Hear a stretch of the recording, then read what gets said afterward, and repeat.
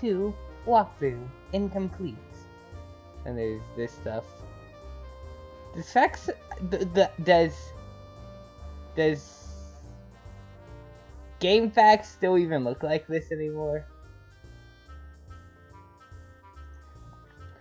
Game Facts walkthrough.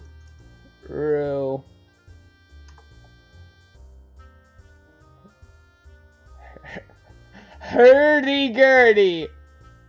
There's barely even anything here. Yeah, it has... Shut up. It has changed quite a bit. Sure.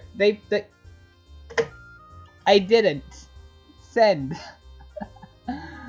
Oh, gee. Also, another thing is, people tend to skip Rhodes' walkthrough. I don't know why. It's like actually entertaining to read, even if a bit long. 0000. Caveats and condolences. I'd be inclined to dispense with a trade even under less pressing circumstances. Needless to say, I'll forego the inscrutable ASCII banner which typically heralds the striking freefall of these documents. I'll also resist the urge to brandish any copyright marks or the particular neurosis that concerns itself with the theft of the utterly mundane. I'll allow other deranged prospectors to stake claims on their worthless plots as the woods burn around them. My introduction will be sparse. There will be no majestic prose blustering into the sails of a gallon as we embark on this voyage together, nor will there be any ham-fisted prose, whipping its limbs under a bedsheet like a retarded ghost for that matter. I won't set the stage or dim the lights. The mood, you'll see, will be set soon enough. Since you are reading this, chances are you have installed this game on your computer already. If this is true, like many others, you have just participated in bringing about the end of the world. But don't beat yourself up about it. There's never anything you could have done to prevent it. The end is happening now, as I type and as you read. I have come to understand that we are always doomed through our collective ignorance, and now further doomed by those few who know and struggle to flee. If you're lucky, you'll be along the smaller subset of the latter who are successful. What I mean is, while the game you just installed is one more grinding slab of rock sealing our planet's crypt, it is also your only hope to live. I'm presently faced with the same conundrum as you, and though I speak with more experience, my own outcome is far from assured. I will play the game, as much of it as there is to play, and record my findings here. If you want to live, you will do as I instruct. My condolences, TT. Whoop. S. Next. Arrow.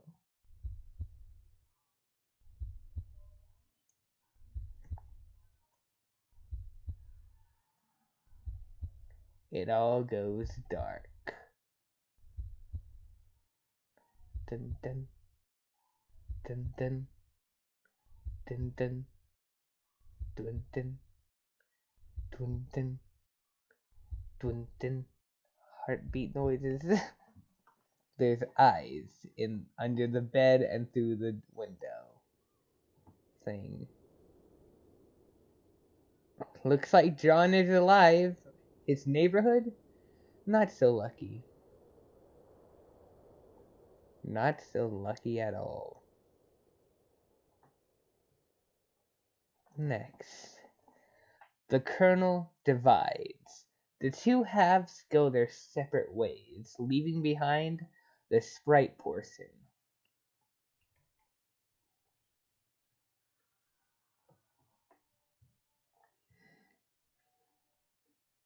Could have sworn there was sound on this page though, and go ahead and allow flash.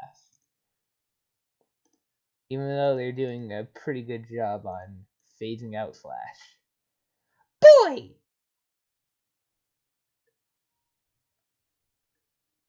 What is left of the sprite undergoes a mysterious transformation, For a moment, you thought you heard someone say boy, as if whispered in the periphery of your awareness. It was probably just your imagination, though. You there, boy! Woo!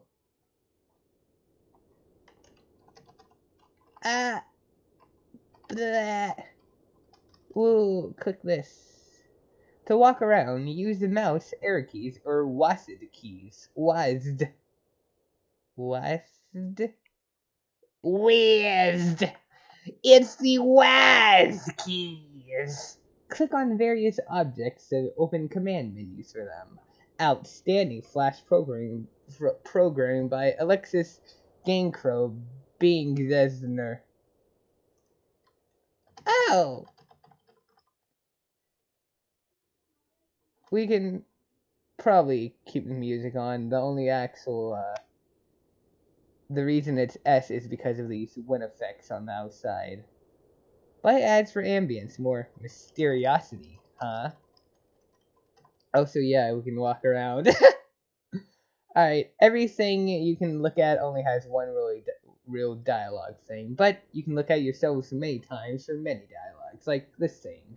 What's that? It looks different now. After you bit that apple, your whole house seems to be transported somewhere. Then the apple disappeared and the kernel sprite underwent a transformation. Aside from any change in appearance, the transformation doesn't seem to have any relevant ramifications. Oh, it does. But we won't be seeing any of those until later. The ghost clown! Do something with it! The ghost clown is called the Colonel Sprite, or rather just the Sprite now, I suppose. You can't do something with it at the moment. The only thing you can theoretically do with it is Tier 2 prototype it, assuming that's still possible. Tier prototype the Sprite, or the thing you said. Do it! Do! You are not the one who is supposed to prototype it. The Suburb server user is supposed to do that. Then it just loops. But, you there, boy! What? Boy! Listen to me, boy! His name is John, you nincompoop. Boy who is John, do as I say! What would you like boy who is John to do? Obey my commands, John boy! And those commands would be... I would like the boy to interact with his environment in a constructive manner. Maybe you should be a little more specific? Have the boy assess his current situation. I'm afraid I can't have the boy do that. Tell him to do it yourself. Very well. Okay. Forward arrow. That instruction does not do anything at the moment. Forward arrow. Could you please turn the controls over to a more competent user? Increasingly sophomoric. Also, you almost spelled salad in there. You there! Well, okay, then it just loops. Salad. Oh, so here's something a lot of people miss. You can actually look at the railing. Peek over the railing! Getting close to the railing makes you a little nervous. It's a long way down. Alright, so what about you? This large platform! Good grief! What is it, boy? The alchemister created the apple, or the tree that sprouted, rather, right on time to save you from destruction. You're not sure if you can say the same for your neighborhood, though. You wonder what happened to your dad. Well, let's find out. Boy, open this door and walk through it! If we try to go back. Wait, go back out here, boy! We're not. Oh, wait. You can move around with the mouse, although it's kind of difficult. Like if I go here and try to go here, he just gets stuck. Why are you getting so close to me, you frickin' sprite? You're scaring me! Okay, what about you? That man with the humorous spectacles. Admire him. Oh, Michael Cera, your warm smile is a shining beacon in these dark times. Boy, go in here. Ooh, oil. Examine this unpleasant fluid. What is this stuff? Ah, gee. Inspect this ghastly man and his boy. Fred Savage has a punchable face. Your ass, more like a talented young actor's face who you would want to hang out with if you got the chance. And also if you were not a fully grown man now. Anyway, the thought of monsters lurking in your house scares the shit out of you, which is why this movie is so awesome. But the fact that these monsters could also be your best friend is what makes it doubly awesome. What about... I can't look at the fatherly notes. I can't read the note of certificacy. Bleh. What about pillow? Is that John Cusack? Yeah, you guess so, but damn, that door be covering up your man Cade something serious. That ain't cool. This door. Explain this. Rose sure did a number on your house, but you guess she did manage to save your life. You guess. Why can't I see my poster? Observe this box. The bunny is not in the box. I said the bunny is not in the box. Why couldn't the bunny be in the box? Armed foes of the deceased. Most people say the second one was not as great as the first, but you feel just the opposite. It was really cool and sort of gross how they hosed each other down with slime that made people angry. TG refers to the film as Nasty Man Bro Cakes Theater. Whatever the hell that means. Oh, John, you poor innocent overbite. John isn't even a human anymore. He is just the manifestation of an overbite. Marvel at this adventure in outer space. This movie is really bad. Not even you can defend it. You've been meaning to take this poster down, actually. Why can't I look at my bed? Look, they stained my bed. Why can't you react to that, John? What about... Acquire this small person rug. It's a tower. It's a towel, dumbass. It will probably come in handy for cleaning up this weird mess in your room. Not that it's a huge priority, though. What about out the window? Boy, look through this window. Oh no, the mailbox is about to fall. No! At least your tire swing remains unmolested.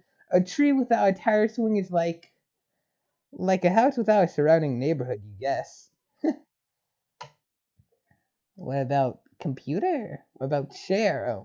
Oh, that's just... What about... I can't look at these. Okay. Investigate this device. John, are you there? It seems you're still connected to the internet. Rose is trying to get in touch with you. You will reply in a moment once you have fully assessed your situation. And then there's all this glass here. Oh god, oh fuck, you're going to ruin your feet like this, John. No. Get away. Oh! What about... Wise guy.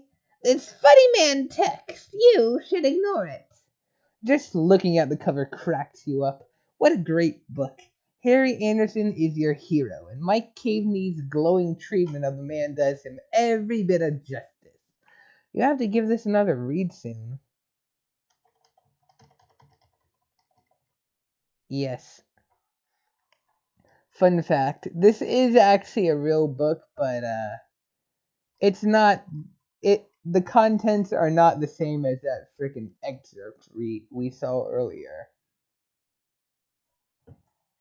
It does not involve the freaking whoever this guy is. Like, just It just talks freaking good stuff about Harry Anderson. It doesn't have some guy freaking following him, like stalking him, trying to freaking figure out the tricks and whatever. So yeah. Can I? That's a poster. No, that's. I want to look at the poster. The calendar. Uh, this huge sewing machine. Of what use is it?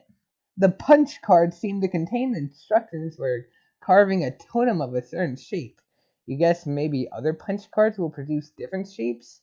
It bears further exploration. Ah, it does look like a huge sewing machine, to be honest. Go out of the door that is not here. What is down here? Proceed, boy. Oh god, it just descends from above. I am not fond of this smug fellow. The man, the myth, the legend. What do you have up your sleeve there, Anderson? Look at that poker face. He's not telling a soul. He does look very smug. Open this. Your dad's room is still locked. Aw. Go in there, now. Rug. Also, fun fact. This entire thing, this was all made in 24 hours. Woo. Then Clown Rug. Your plumbing appears faulty. Man, Rose did such a piss poor job of fixing the bathroom. It would almost certainly be a mistake to try to use a toilet. You guess you could just go pee over the edge of the cliff.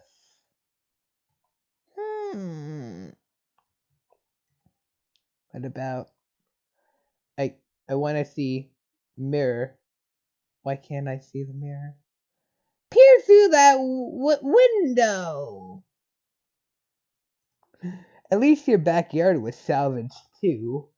Sort of. Poor swing set. Frowny face. Leave at once. Okay. No, go back. No, I won't. I detest this. Disregard it. The Harlequin painting? You have the sentiment in common with John then, I suppose. No. Keep moving. Believe me, you have no intention of turning your head to observe this dreadful thing. Or maybe I do. Come on, John, give him a kiss. I ship it, John X Harlequin painting. I'm surrounded by clowns and I hate it. You hear that, Dad? I called them clowns. If you're here, you better step the fuck out. Okay, he's dead. No doubt about it now. Why does this small man stand here? This Harlequin is always ready to serve you with illumination, whether you're reading a book or just enjoying a nice pipe. What? Why can't I? Oh, I had my fingers too high. I was pressing W. Heck. What is the meaning of this rubbish? Okay, even you have to admit this one's pretty funny. No, it's not, John. That's terrifying. What about you? A small dessert tray? Useless! In retrospect, it was pretty funny when your dad pied you like that. Got shut again by the old man. Move this absurd edifice and exit your house, boy! This thing weighs a ton. You'd honestly be surprised if the game cursor could lift it, or at least not without a significant expense of grist.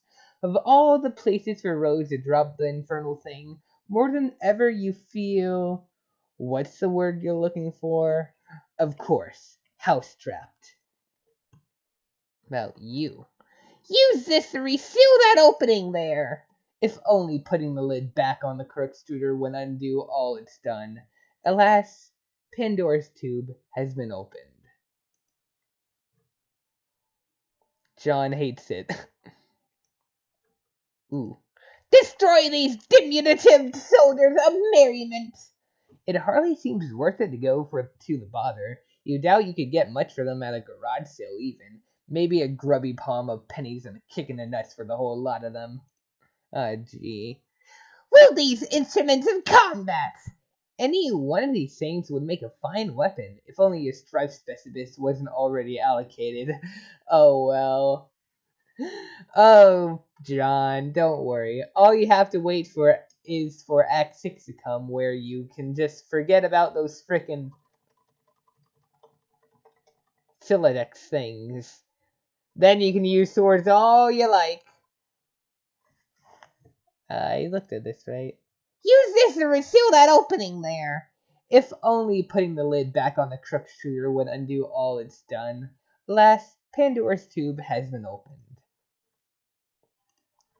Stone lump of suit for future use, boy! That stuff is really dirty and you don't want it. Besides, you have it on good authority that a significant portion of it is comprised of asbestos. Oh god. Oh no. Topple this urn immediately! That would be disrespectful to your Nana. You just won't do it, or not intensely at least. You consider that it is fortunate she is no longer around to witness this sorrow. On the other hand, you would probably benefit from her elderly wisdom now. Can I? Ugh, no! So coy. So mysterious. Yeah, the same thing. What about you? Vile! Pay no mind to this filth! What is he even doing there? Playing with a ball or something? Clowns are stupid. Here, boy, in here! This is a mess, boy! You're so glad your dad wasn't watching when you did this. He never would have let you hear the end of it. Inspect this merry band of performers! Sir Quaid do so Lalondw once filed a restraining order against your father. You're never so embarrassed in your life. Oh. Oh no. Boy, listen to me, boy. Oh no, Consume nut! You would, but you're not sure if this dark Rome has any hospitals. He's allergic, remember? A little oil here. Read unpleasant literature. No, I want to look at the oil. Okay, fine. I'll read it. What? This Serious Jester magazine. For those whom clowning around is serious business. It's covered in oil here, but when I pick it up, it's not. Oh god, what'd I just do? Haha. Now everything. Oh, I can't activate it twice. What about you? Okay, that doesn't work. Disregard this nonsense. Your dad uses stuff sometimes to dazzle you with his silly vaudevillian escapades. Really? You couldn't roll your eyes hard enough at his corny act. What about you? Things. Throw this ugly thing out the window. You will not do that intentionally. You only resort to throwing stuff out the window via Silodex mismanagement. Pipe? Is this tobacco burning apparatus? Yuck, you still have pipe taste in your mouth. It has a knife. Be alarmed by this. R.I.P. Ledger. Operate this instrument. You play your favorite haunting refrain. This man is an imbecile. Ignore him. He's alright. Looks like he doesn't take himself too seriously and knows how to have a good time. You can only assume your dad hung it crooked to make him look more whimsical. That's the wrong too. Look here. Whoa. Clouds.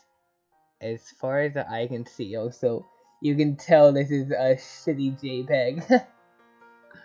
It's dark out there. can't see anything for miles. I see treachery in his eyes. Oh, he doesn't look so bad. I think he'll actually play the full version of the song if we wait for long enough.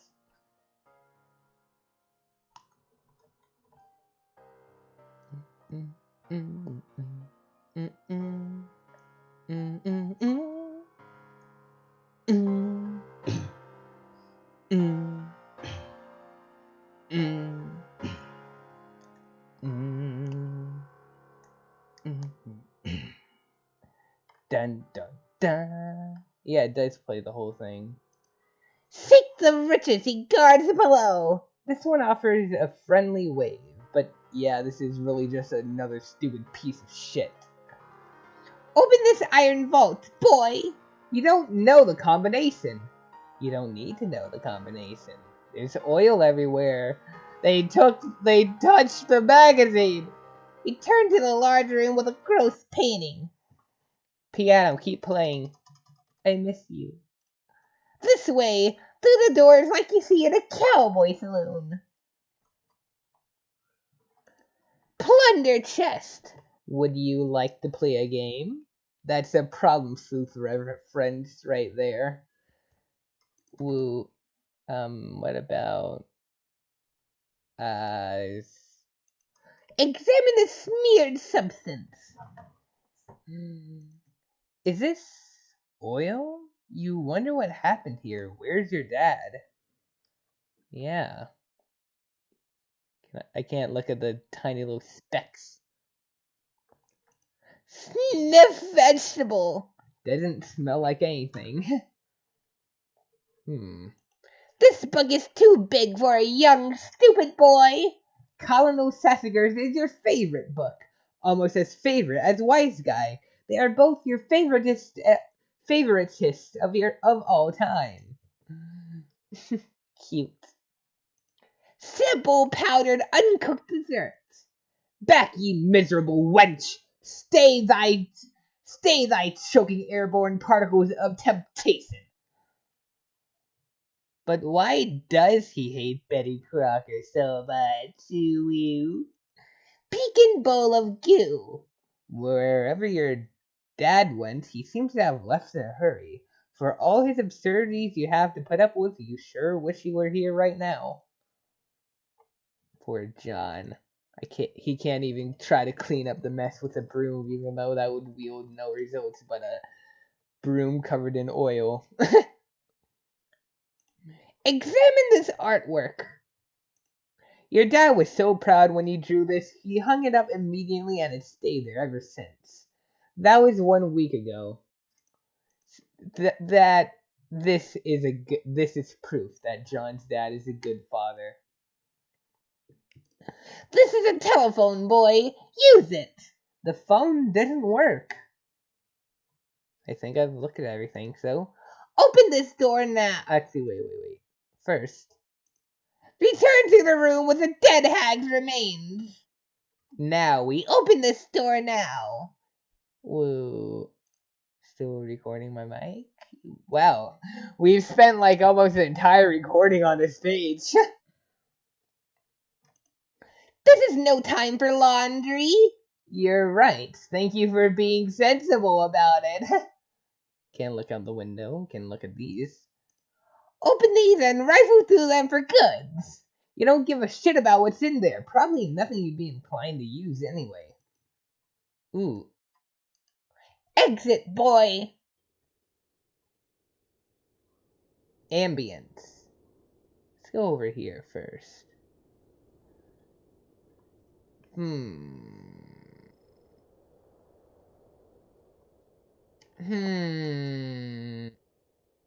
So we have...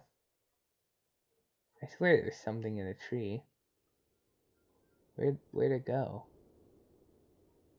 Oh, there should have been something in that tree. Looking closely. Where'd they go? Wait, oh, there it is. Right? I think I had to go lower to see it. Around here. Claim the dangling tree baubles. The trick handcuffs are still there, thank God. And no, you're not about to try to claim them just now.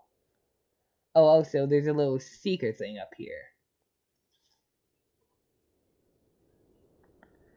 Right here, Control T. But I'll do that after we look at everything, because it has a possibility to actually crash your browser if you heck around too much. Boy, engage this mangled trapeze play. Looks like your swing set is toast. You relive fond memories in a moment of sorrow. Depressing.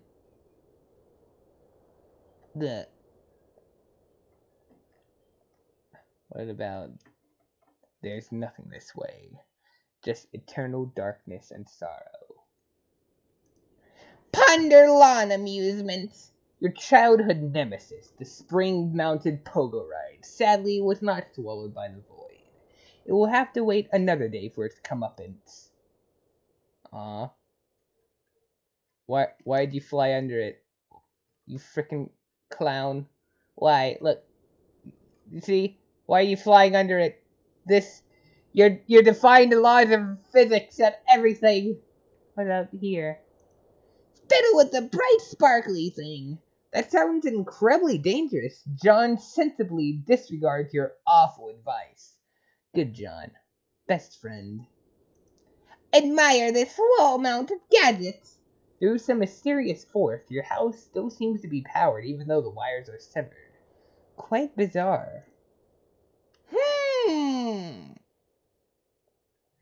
Well, the thing we can really do is...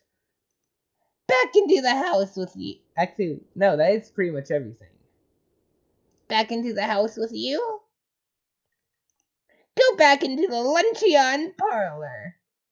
Yeah, but that's about everything. Now, what's this Easter egg? Control T. Oh, that opens a new tab. There's like a way to circumvent that. Like, Control Alt T. Yep.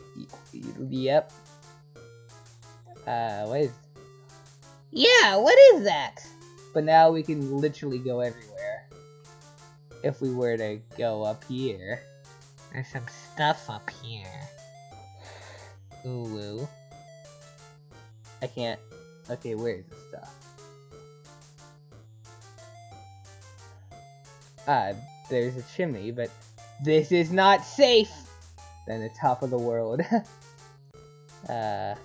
Shenanigans! Unplug window. It's a window. Pick up window. That is so unfeasible, it hurts me. Whoa, what's that? Whoa, what? This is a pumpkin! Holy shit, holy shit, holy shit! No, it's pumpkin-shaped graffiti. Game dev facts. All elements but the pumpkin. Drawn by Andrew Hussey in Photoshop. Imported and subsequently vectorized, organized, named, and scripted by Alexis Gaincrow-Bingnesser, who is a guy. 148 objects, 538 lines, 140 bitmaps, 9 souls, 2 pumpkins. This line of code is 16,732 characters. Oh. Make desk in the fort and visit Imagination Land. Wow. So, like, where can I get some of your drugs? What about lamp? Safe? Retrieve arms from safe. You already have arms, stupid! Shoot safe. With what? Open safe. And it just takes us back. Control Alt T. Nothing ever happened. Is there any... Let's just see what I can do before everything just breaks. Because I feel like there is actually more. I like the frickin' this is not safe, though.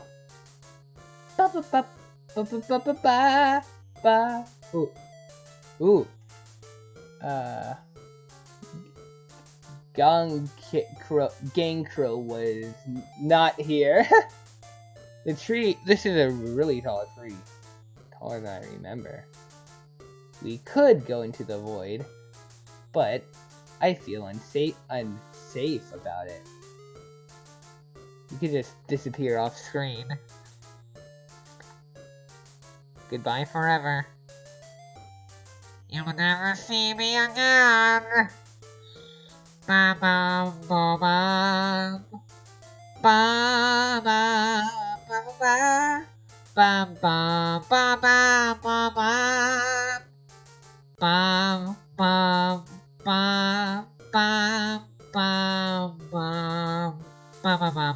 ba ba ba. Ooh, wow. There's stuff all the way out here. Ooh! Ooh, I found more. There's another. That's the second pumpkin. I've actually never seen this. Hold on.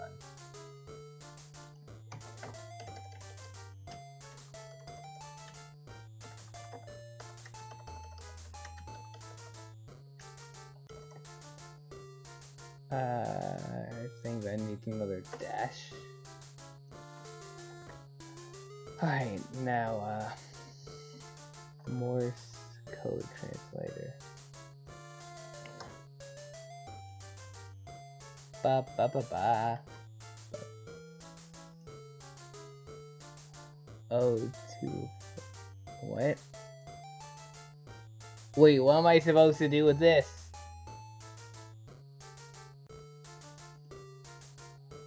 What? Homestuck. What? I don't. Ooh. Alright, ignoring that spoiler. Alright. Oh, it used to be a lot darker, huh?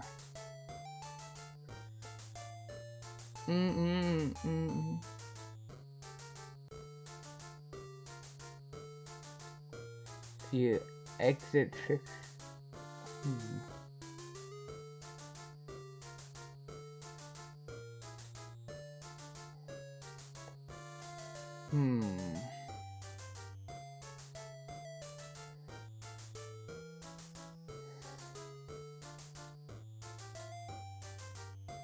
Alright.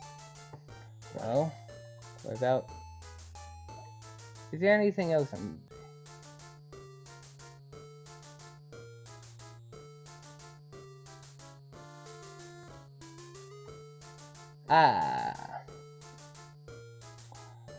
Ooh.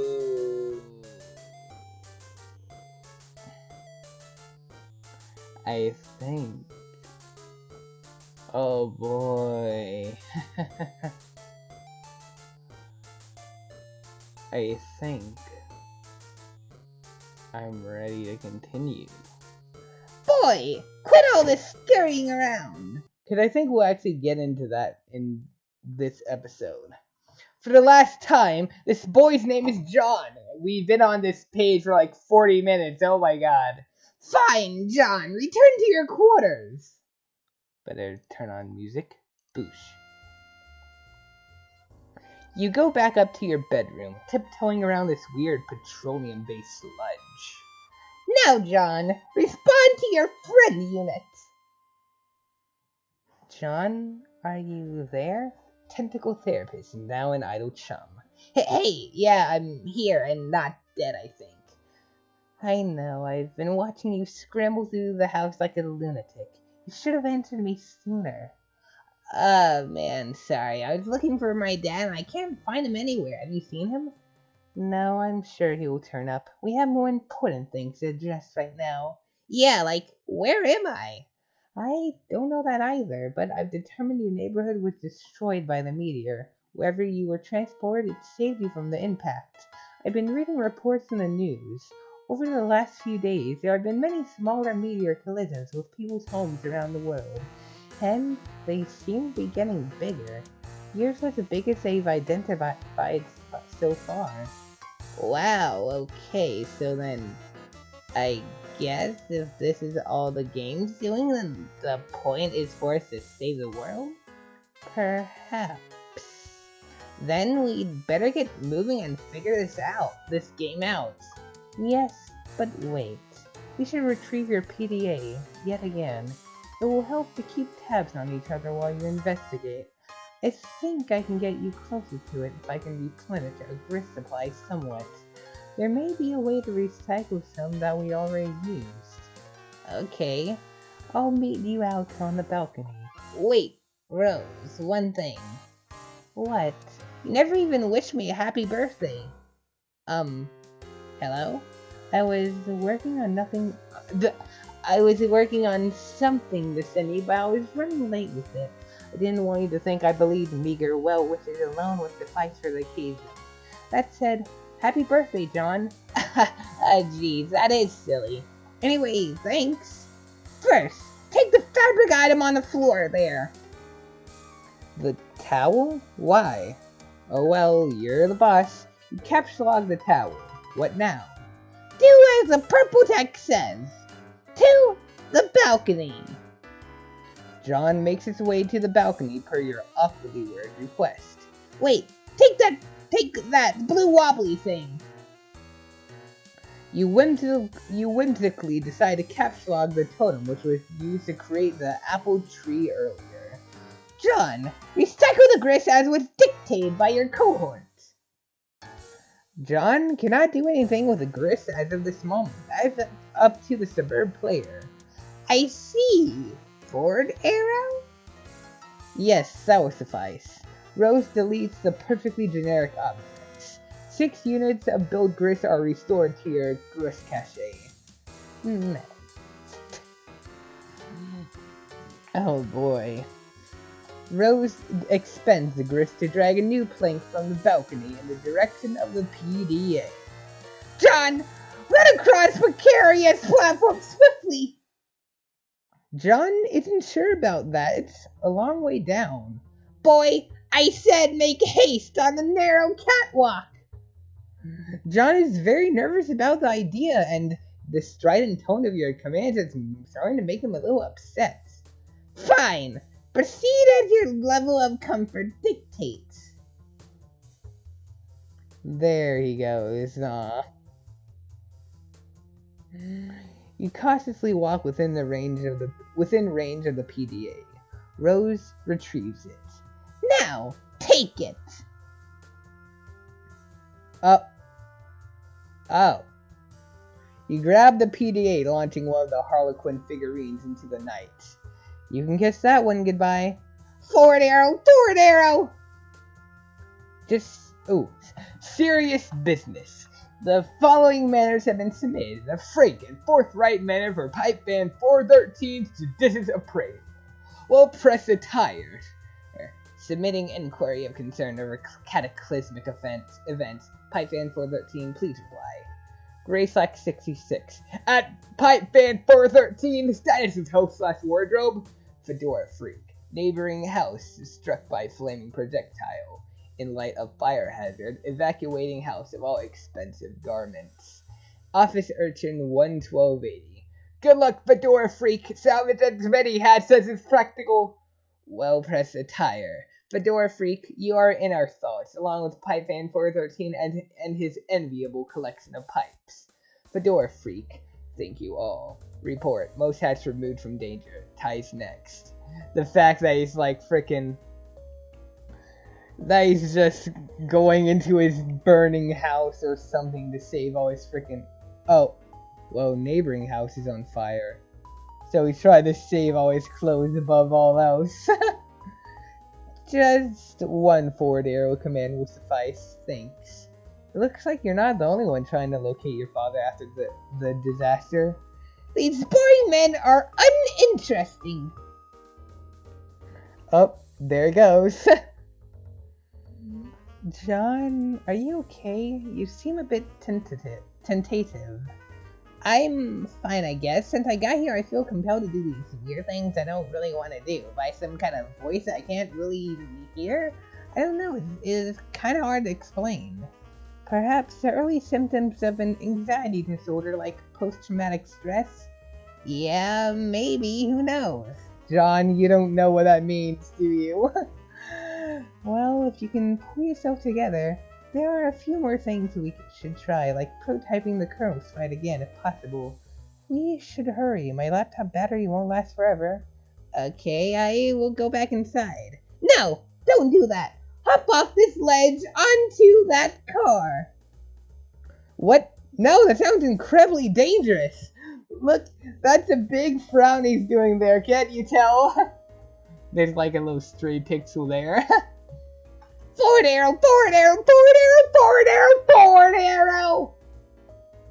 Now you're just being a pest. Which turnip truck did you just tumble out of anyway? Who are you? Years in the future, but not many.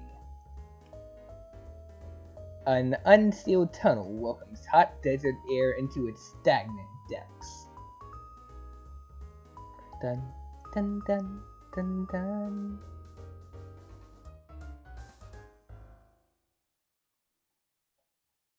It's him. The wayward vagabond. Boy! You there! Boy! He is the one submitting all these crazy commands to John. I feel offended, frankly. Next! Oh boy, more walkthrough. This is quite long. I should probably, get a drink. Pat, good music. Look.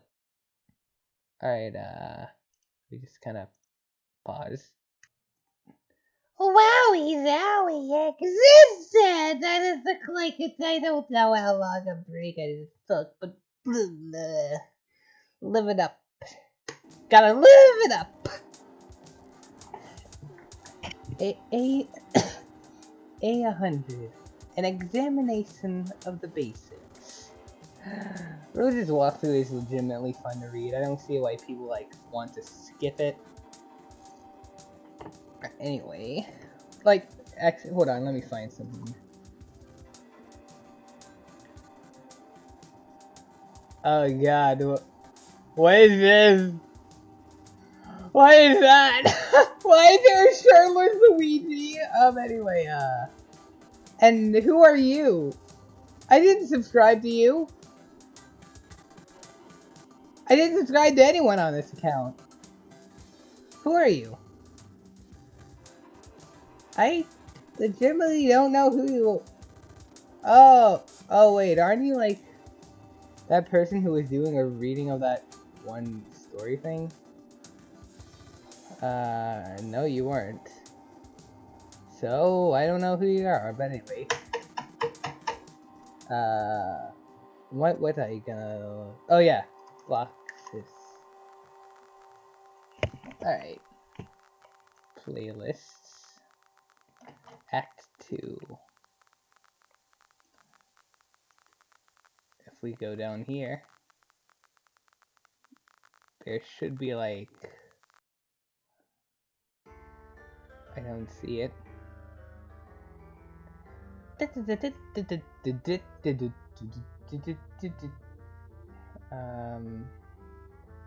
Okay, I should probably stop before spoilers. What is this notification? Oh. Aw, that's nice. Just give that a freaking boop. Anyway,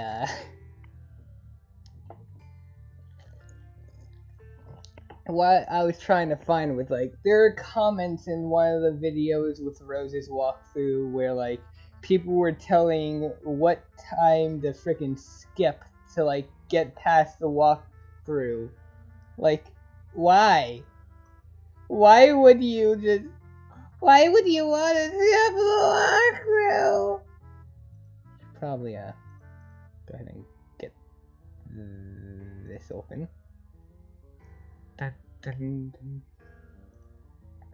Anyway, upon connecting to the client user, you, the server player, will be met with a control panel allowing you to manipulate your co-player's environment. You will find that you are allowed to deploy 4 items at no expense. 3 of these are rather large machines, and 1 is a punch card. It's quite possible that you have already deployed some of these items before reading this. If this is the case, and you have activated the machine called the Crux Shooter such that it displays a countdown, you must proceed to section A100 of this walkthrough immediately. The life of your client user depends on it, and if your co-player has activated this device in your environment too, then yours does as well. But if not, please refrain from doing anything with the Crux Shooter, aside from merely deploying it. This will buy us some time to think things through properly. Boop. Oh, wait, it's gonna be loud. Freck. Yes, I said frick aggressively. Okay, heck. There we go. Down to you. Should probably go ahead and Homestuck album master list.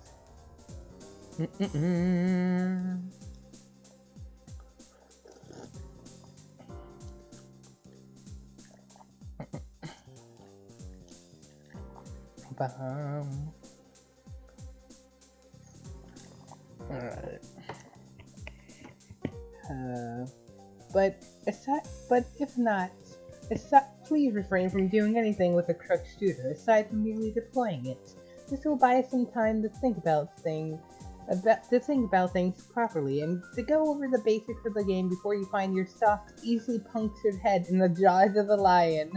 As mentioned, there are 4 items to consider, each playing a role in the process, which appears to have a singular purpose: to manufacture objects out of thin air.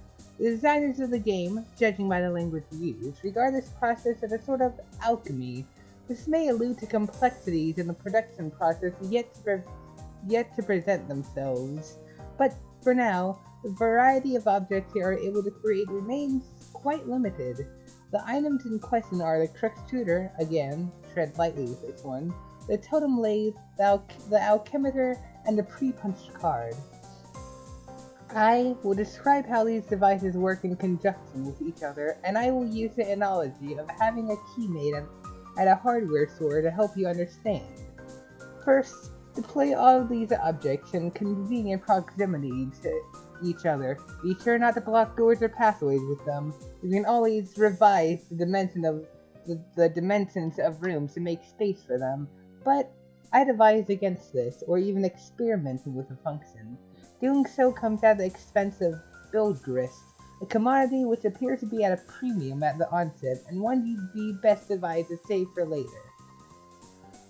Bum bum bum bum bum bum bum bum bum bum bum bum bum bum bum bum bum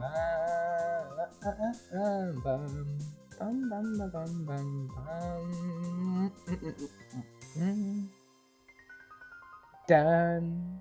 Play.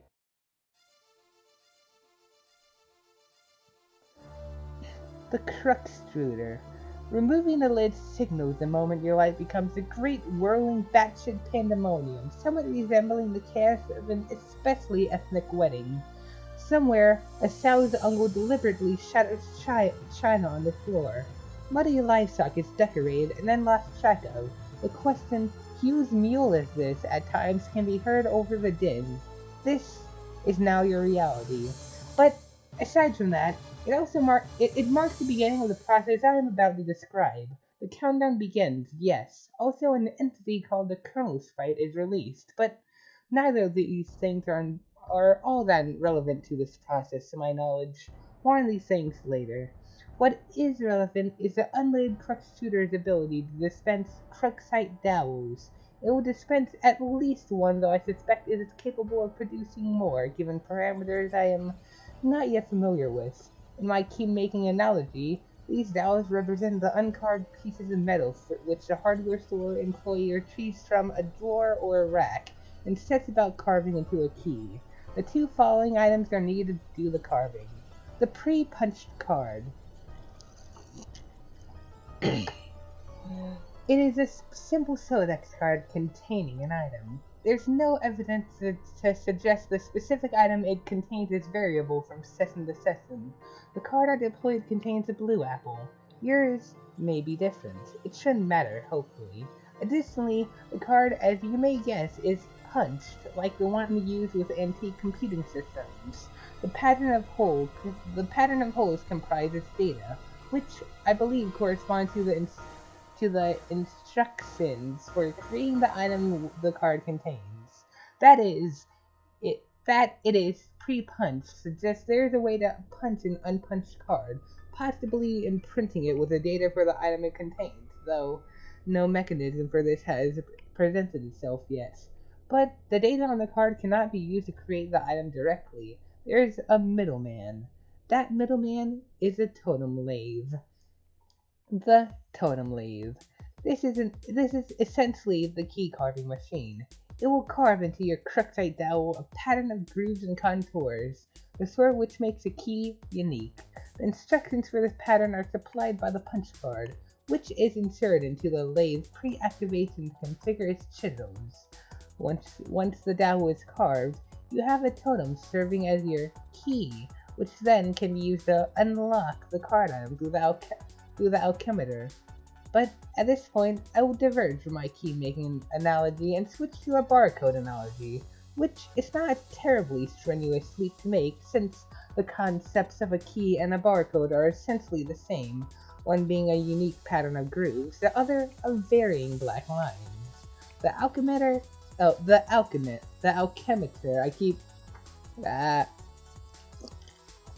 I used to think alchemitor was the best pronunciation, but now I'm getting mixed up with alchemiter. Alchemitor? I'm confusing myself! Gee. The alchemitor. If you place a Crooksite dowel, carved or uncarved, on the alchemitor's small pedestal, its robotic arm will scan the contours with a laser, hence the barcode analogy. This is a machine's way of reading the data originally imprinted from the card and transforming that data into a physical object. Though typically, this is not done without expense, I believe. An uncarved dowel results in the creation of a perfectly generic object, which is a seemingly useless green cube. It costs 2 units of bill grist to make, and I do not advise you to waste resources on it. There appear to be many other varieties of grist, ostensibly used in combination to create different sorts of items, which possibly offer some insight into the game's use of the term alchemy. But quite conveniently, there's an exception to this. Creating the item on a pre-punched card costs nothing. This is good because creating this item turns out to be essential. Now that you know this, you can, in your own time, begin the process. Once you initiate it, naturally, there's no going back, so best be prepared. But you probably shouldn't drag your feet too long. As I mentioned earlier, this is your only means of escape. When you're ready, be prepared to follow the steps in the next section swiftly. A100. So your crux tutor is ticking. Do this to live. I freaking missed a forward arrow. Next arrow. I think it's actually called next arrow. But I like the term forward arrow more. But look at this. It's like these are actually really well made. It gets better as it goes on. In the distance, meteorites fall with greater frequency. Wow, what fitting music! The fire in the forest burns so hot, not even the rain is putting it out. Rose, check status of battery. Oh boy. Your laptop battery is alright for now, but it won't be for long. If the power in the house doesn't come back on, you can think of one last resort. The small backup generator stored in the mausoleum. Oh geez, the music just got better. Ooh. Ooh. Oreo, why are you staring at me? What do you want from me? What? Frickin' cat. I need to make more videos of my cat, actually. She's the best kitty. Right, Oreo? She can't hear me through the closed door. Probably. Okay, she probably can, and she just thinks I'm insane. Your laptop battery is alright for now, but it won't be for long. If the power in the house doesn't come back on, you can think of one last resort. The small backup generator stored behind the mausoleum. Rose, prototype sprite with Betty Crocker box. What? Oh man, you're going to use that? That sucks! What a stupid idea! We have to hurry along. I'm running low on battery power. But the cake mix, that's so dumb. I doubt it matters. We might as well just use any old crap lying around. Fine, I guess. The sprite is playing hard to guess. You guess that's what you get for originally prototyping it with something that engineers mischief and pranksterism. Do the potted vegetable instead. It looks delicious. Pipe down, you. This is Rose's decision, not yours. Poor John. Rose, prototype sprite with Sassacre text. Ah, yes, sweet! Now we're talking. See if you can distract it. I'll try to sneak up on it. John, flub out in a distracting manner! The sprite finds a distracting manner in which you flail about to be rather distracting. Wow, what a short gif. The pesky sprite eludes you once again. Not even the great Colonel himself can outfox it. You wanna know why that happens?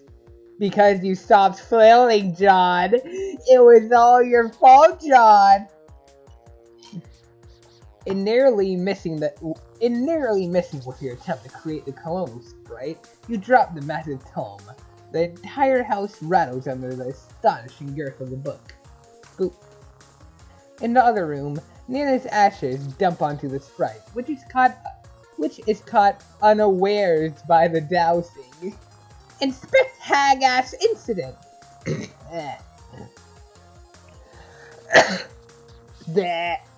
You find the sacred urn toppled again. This time you're quite sure it wasn't your fault. The sprite is nowhere to be found. Rose. Remove truck shooter from doorway. Man, where'd it go? I can't find it anywhere in the house. No time to worry about it. The next thing we should do is get your server copy of the game from the car. You need to connect to my client. You need to... Oh, okay, I see what... You need to connect to my client, as in John connecting to Rose in response, just ignoring TG and GG. Never forget, Rose was pretty willing to just abandon Dave and Jade. Frick, I just said their names. Heck. I have a really hard time not referring to them by name now. Anyway, you need to connect to my client so I can repeat your steps and presumably join you wherever you are. We should do this quickly before my house burns down. What? There's a fire? There will be soon. Oh geez, so let's move this thing already. It looks like it requires a lot of grist to move. I don't have enough to reallocate the door either. How much do you have? 0. Oh. I thought about jumping to the car from the ledge earlier, but that sounds really dangerous. I have a better idea. Meet me upstairs. Do as the purple words say! You're about to head upstairs, but you thought you heard something behind you. It was faint, but you swear it was a small, light-hearted chuckle, along the lines of a spirited hoo-hoo-hoo. It should be moving.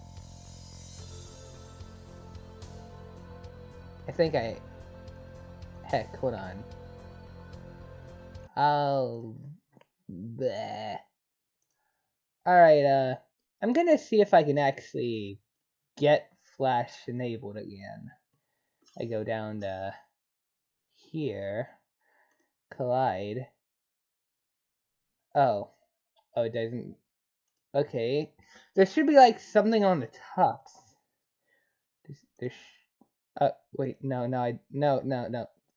Pause. Maybe this is keeping. Let's see. Maybe add NFL equals 1. Alright, this is just broken. Maybe I can find it in the dub, unless I'm just insane. Oh, wait, next. Oh, it was on the next page! Ah! I'm dumb. But yes, faint-spirited, hoo hoo hoo! And the cat's back at the door now. Ignore this woman's antics. You're not even sure you saw a woman, let alone any of her hypothetical antics. But whatever it was you might have caught a glimpse of, it sure gave you the willies. You head upstairs on your way to the balcony. Your PDA is acting up again. Indulge the device, but be curt with it. Oh yes! Hey, bro, check it out. I'm working on some new rhymes. Dude, I don't have time for your nerdy raps. Come on, this is Homestuck. Just listen. It sounds like you don't even believe me that I was about to get blown up, but I really was, and now I'm in some weird dimension that Suburb sent me to or something. And now on top of that, I think I'm being haunted by my dead grandma. Huh, for real? Yeah, it's true, but I'll talk to you later about it. I think I can just drop some. I think I can drop some sick rhymes about all this. Dan, see, I just don't think all the rapping stuff is really as cool as you think it is. Oh, I remember why there was no flash thing there. End of Act 6 isn't actually a flash, but this is. Oh. Okay, it won't let me, okay. Heck. Alright. But it sounds like you don't even. But and now on top of that, I think I'm being haunted by my dead grandma. Huh, for real? Yeah, it's true, but I think I'll talk to you about. I'll talk to you later about it. I think I can drop some sick rhymes about all this. Man, see, I just don't think all the rapping stuff is really as cool as you think it is. No, this will be dope. Check it. No, I have to go. Bye. No, I have to go. Bye. Wait.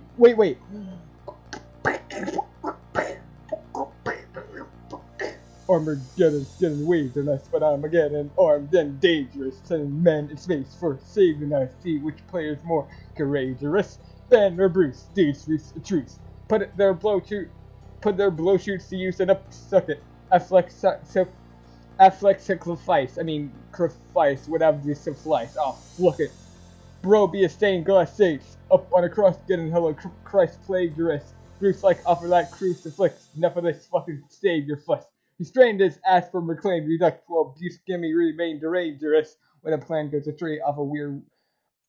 When a plan got astray pays off a weird way to craterous. As straight catering to layers of McConaughey's vague remained to us. Wait, McConaughey wasn't even any of those meteor movies, was he? I would make a rap about, I don't know, Morgan Freeman or something being the president. It'll be called Obama Made It So That No One Gives a Shit About Black Presidents in Movies Anymore. See, you gotta fill me in on what's going on so I have something to rap about besides all your dumb shit movies.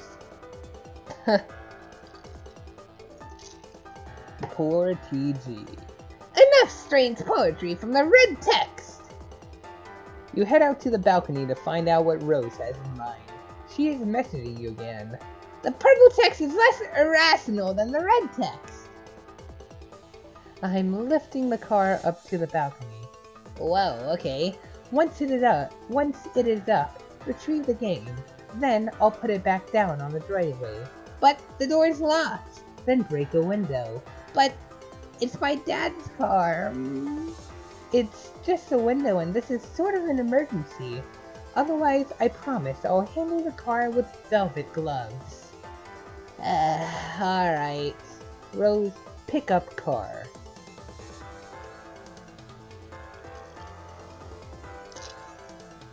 Connection lost!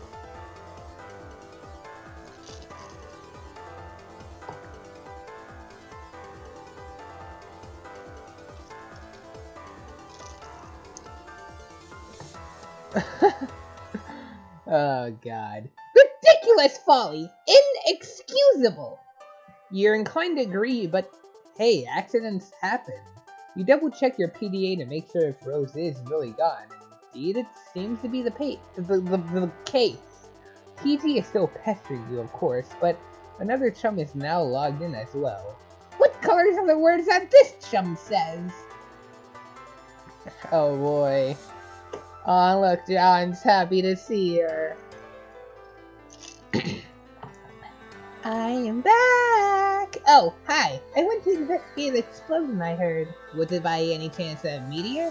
Yes! How did you know? Man, it's kind of a long story. Anyway, are you okay? Did it blow up your yard or start a fire or anything? No, I'm fine. It landed pretty good ways away from my house, and I went to look at it, and it's pretty big, but Beck doesn't want me to go near it, so I came home. He seems to think it's dangerous. Well, gosh, he's probably right. Anyway, what have you been up to, John? Oh, did you get my package yet? Yeah, I was trying to get it, but Rose dropped my car into a weird, spooky, bottomless pit, and the package was in the car, and I'm really sorry about that. Oh no. Well, okay, I guess I should start at the beginning. See, a meteor blew up my neighborhood. That's terrible, John. I'm so sorry. But I'm okay, and my house is too, sort of.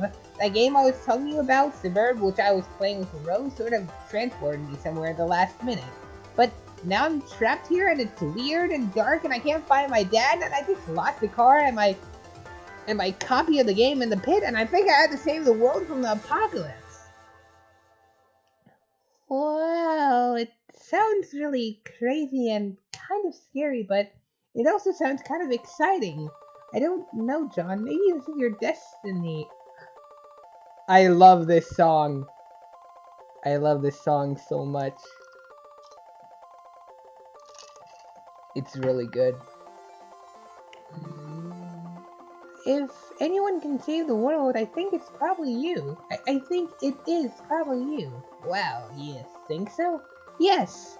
Well, okay, but it's not even that simple. I was about to connect to Rose and to help transport her and save her from meteors and fire and stuff, but she lost battery power and I lost the game disc. So I think I have to get TG to use his copy to save her, but that jackass won't shut up and stop rapping and stuff. He is so silly. Yeah, anyway, I should talk to him about it, so BRB.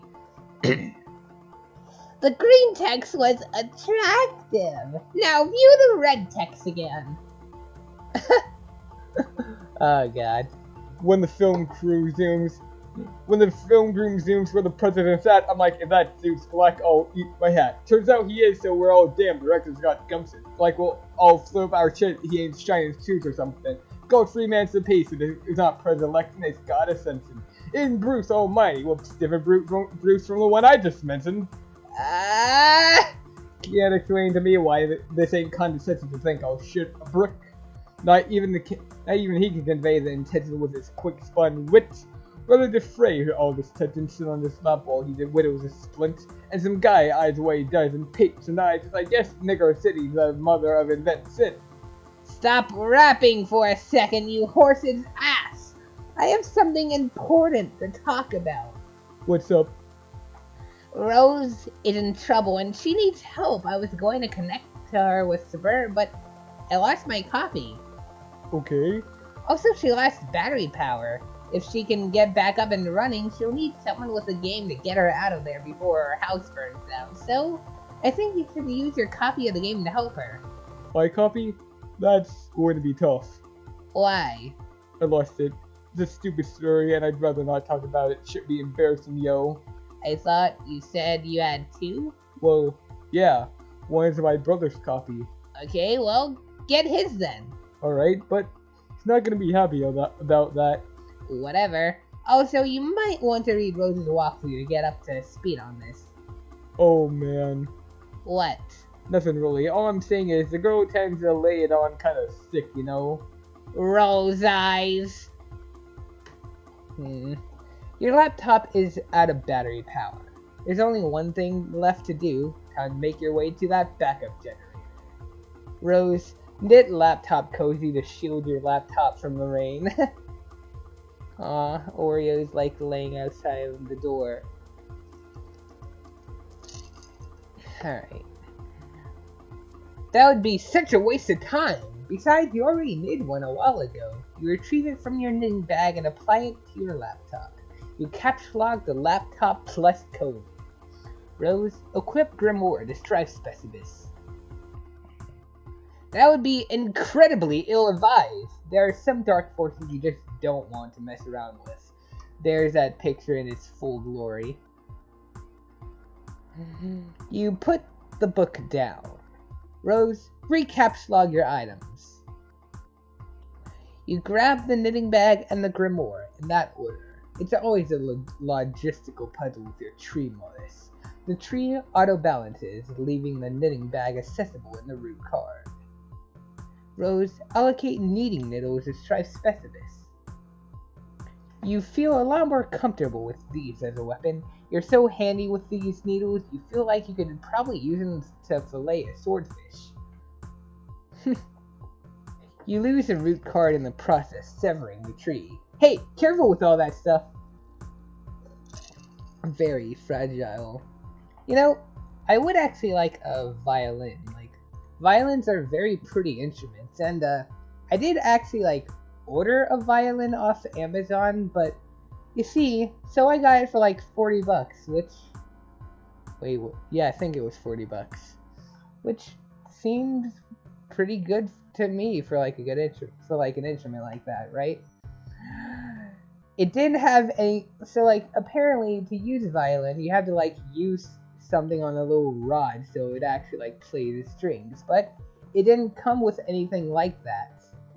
And when I tried to play it anyway, one of the strings just completely broke.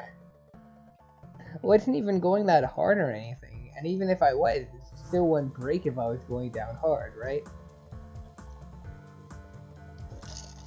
Seriously.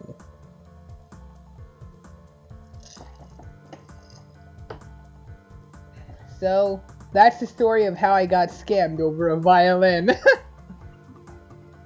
The broken violin is still in my room, actually. Should probably throw it out sometime. Rose, knit plush cuddle Cthulhu to soothe nerves. That would also be a preposterous waste of time. I really like this song. I could fall asleep to this song. Besides, you're quite sure you've never heard of this creature called Cthulhu before. There are, however, many other specimens of the zoologically dubious you're familiar with, such as Rose, consult the grimoire. Fluthulu. This is also a problem sleuth reference. One I haven't quite gotten to yet in my reading of it. Fluthulu, foul patrician of misery. To hear his mammoth's belly gurgle is to know the epoch of joy has come to an abrupt end. Next. Oh yeah, there's a city for scale and these little lesser beasts. Then Nerub Yiglis. Nerub Yiglis. Yes, with little Fluthulus for scale. And Nerub Yiglis, Shane Beast King of Grotesquerie, Rise Lord of the Moist Beyond.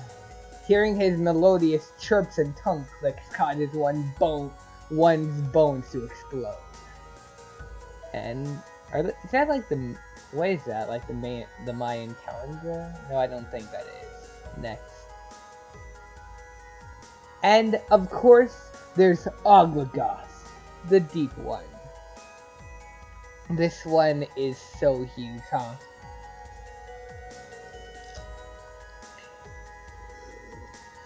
Can't even tell which its mouth is or whatever. And of course there's Oglagoth, the Deep One. Whenever he grinds his teeth, all the children of random galaxies somewhere will frown continuously for a 9,000 year span. He is the first and smallest of the smaller gods. appointed in servitude of a vile and fathomable pantheon of middling gods, which caters to the whims of a noble circle of horror terrors, an omniscient, omnipotent order of the elite few, forever cloaked in the darkness of the furthest reach. This thing's probably bigger than a planet. Next. And then there's a strange page containing some rather mysterious notes on summoning procedures. You've never been quite sure what these diagrams are getting at. So, these are easily recognizable as the windows and problem sleuth if you even read like 2 chapters or something. Maybe just 1 chapter. Yeah, just 1 chapter. But yeah, easily recognizable as the windows from it. But those windows also appear in this comic. They don't appear until much, well, I guess they do kind of appear sooner, but they don't have any actual significance until much later. Like Act 6 later. But yeah, they are indeed windows you have to plug in. Rose, take items and proceed downstairs. You recapslog everything the way you want it to appear in the tree and head downstairs. You figure that's enough dilly-dallying. Time to get a move on.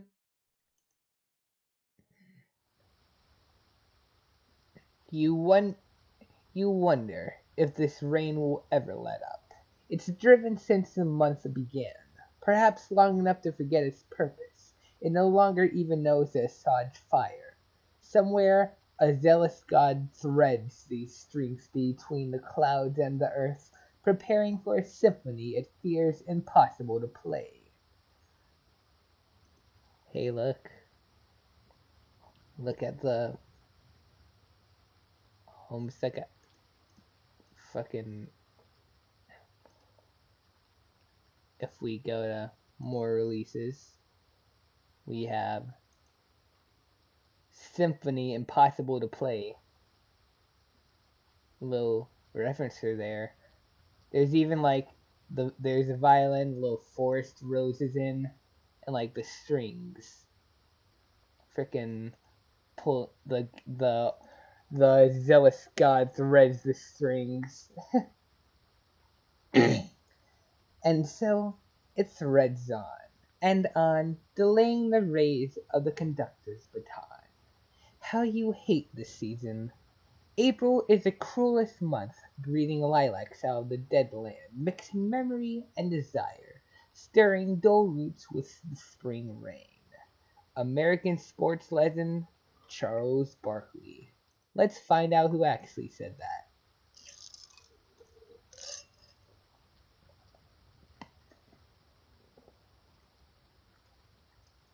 You? I don't... Who said this? T.S. Eliot. Alright. So not American sports legend Charles Barkley. Rose, confront mother in hall.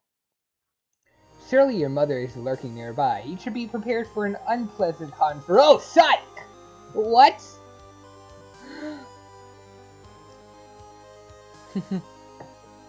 There's this really cool dude, okay? He's sitting around being all chill like cool dudes are known to do sometimes. A cool dude like this probably has a real cool name, but he probably wouldn't just tell you what it is if you asked.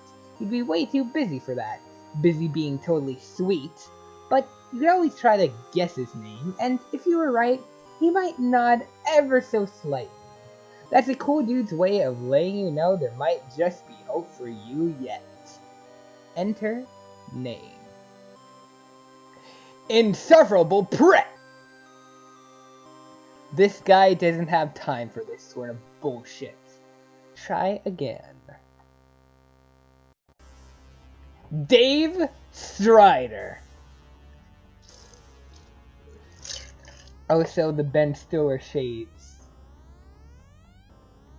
Wait, did it say they were Ben Stiller's shades? No, I don't think it said that yet. Heck. Examine room. That'll be said soon, but the shades Dave is wearing, they are Ben Stiller's shades. And they're also another Problem Sleuth reference. Your name is Dave. It is an unseasonably warm April day. Your bedroom window is open to let some air in, and your fan is cranked. Arguably even more cranked would be your fly beats, which brings us to your variety of interests. A cool dude like you is sure to have plenty. You have a penchant for spinning out unbelievably ill jams with your turntables and mixing gear. You like to rave about bands no one's ever heard of but you. You collect weird dead things preserved in various ways. You are an amateur photographer and operate your own makeshift darkroom. You maintain a number of ironically humorous blogs, websites, and social networking profiles. And, if the inspiration strikes, you won't hesitate to drop some fat rhymes on the mofo and represent. What will you do? Dave, quickly retrieve arms from cinder blocks. Nah.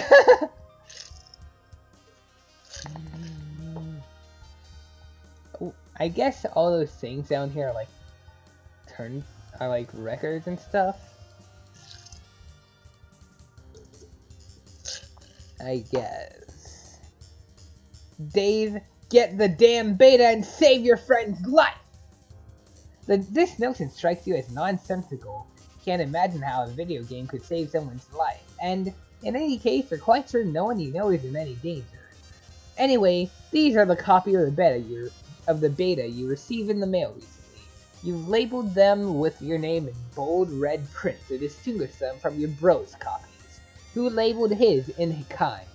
Neither of you really give a shit about this game or has any intention of playing it, but you'll be damned if you let that get in the way of your campaign of one-upmanship. Also, this is an amazing song, and this is made by Toby Fox, and if you say Megalovania is better than this, no. Just no.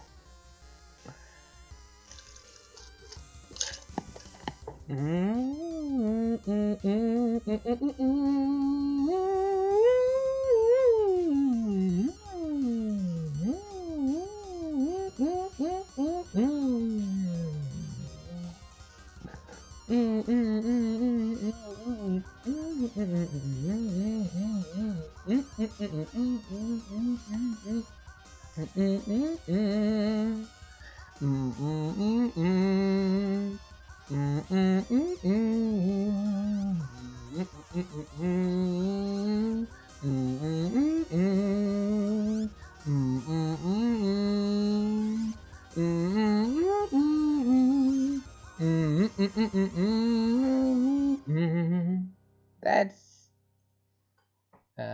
close that, and that's the end of the album, right?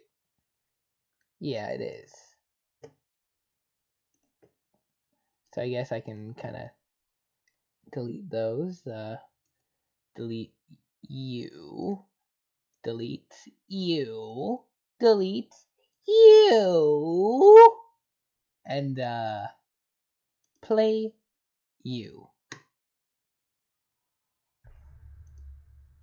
This is the biggest album yet, and a good amount of these songs were deleted. Like, oh, okay, I thought there were more. Fair enough. Dave, bleat like a goat and piss on your turntable. You would never consider allowing any fluid even remotely resembling urine to touch your beloved turntables. I'm pretty sure this GIF is, like, broken. Like, he didn't, like, render it right, and he never bothered to fix it. So it's just really slow. That would risk breaking them, and a world without the gift of your godly science. Just doesn't sound like a place you would want any part of. While you're at it, you might as well wipe out human civilization with a meteor or something ridiculous like that, which will probably never happen. That sort of thing only happens in stupid idiot movies for stupid idiots. Next. You will, however, contemplate bleeding like a goat for ironically humorous purposes at a later date. Spoiler alert, he never actually does it, and his bro does it in place for him. Does he? Actually, wait. He might have actually done it. Homestuck, does Dave ever bleed like a goat? Yeah. Oh. Oh, heck. Okay. So I was right. He did never do it.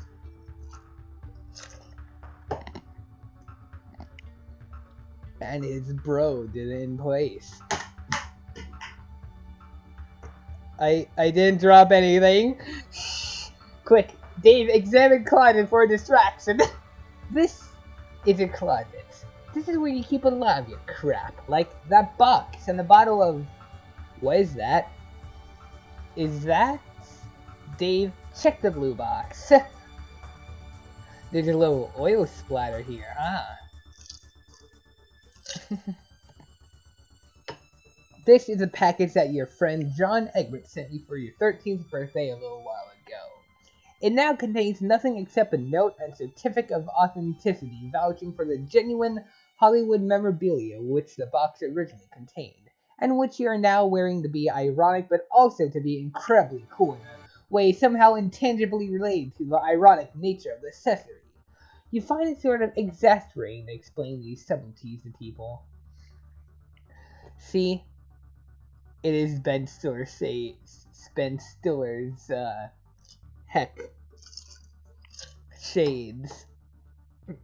The box also included a signed photo of Ben Stiller, which now proudly hangs above your closet. Proudly and ironically. Dave, take box. You caps lock the box through your hash map fetch modus. This is a pain.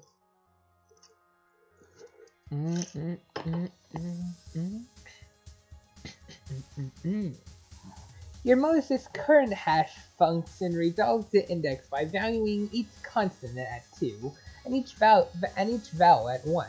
The total is divided by your number of cards, and the remainder is the index. Box equals 2 plus 1 plus 2 equals 5.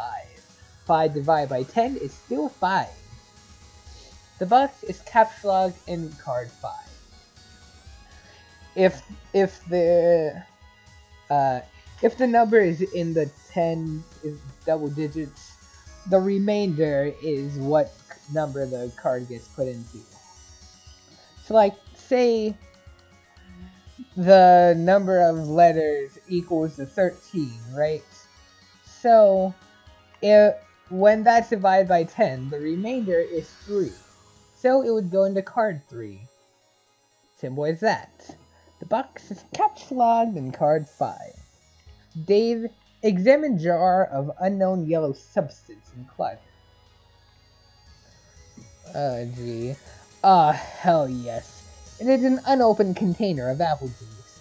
You thought you were all out. It is like fucking Christmas up in here.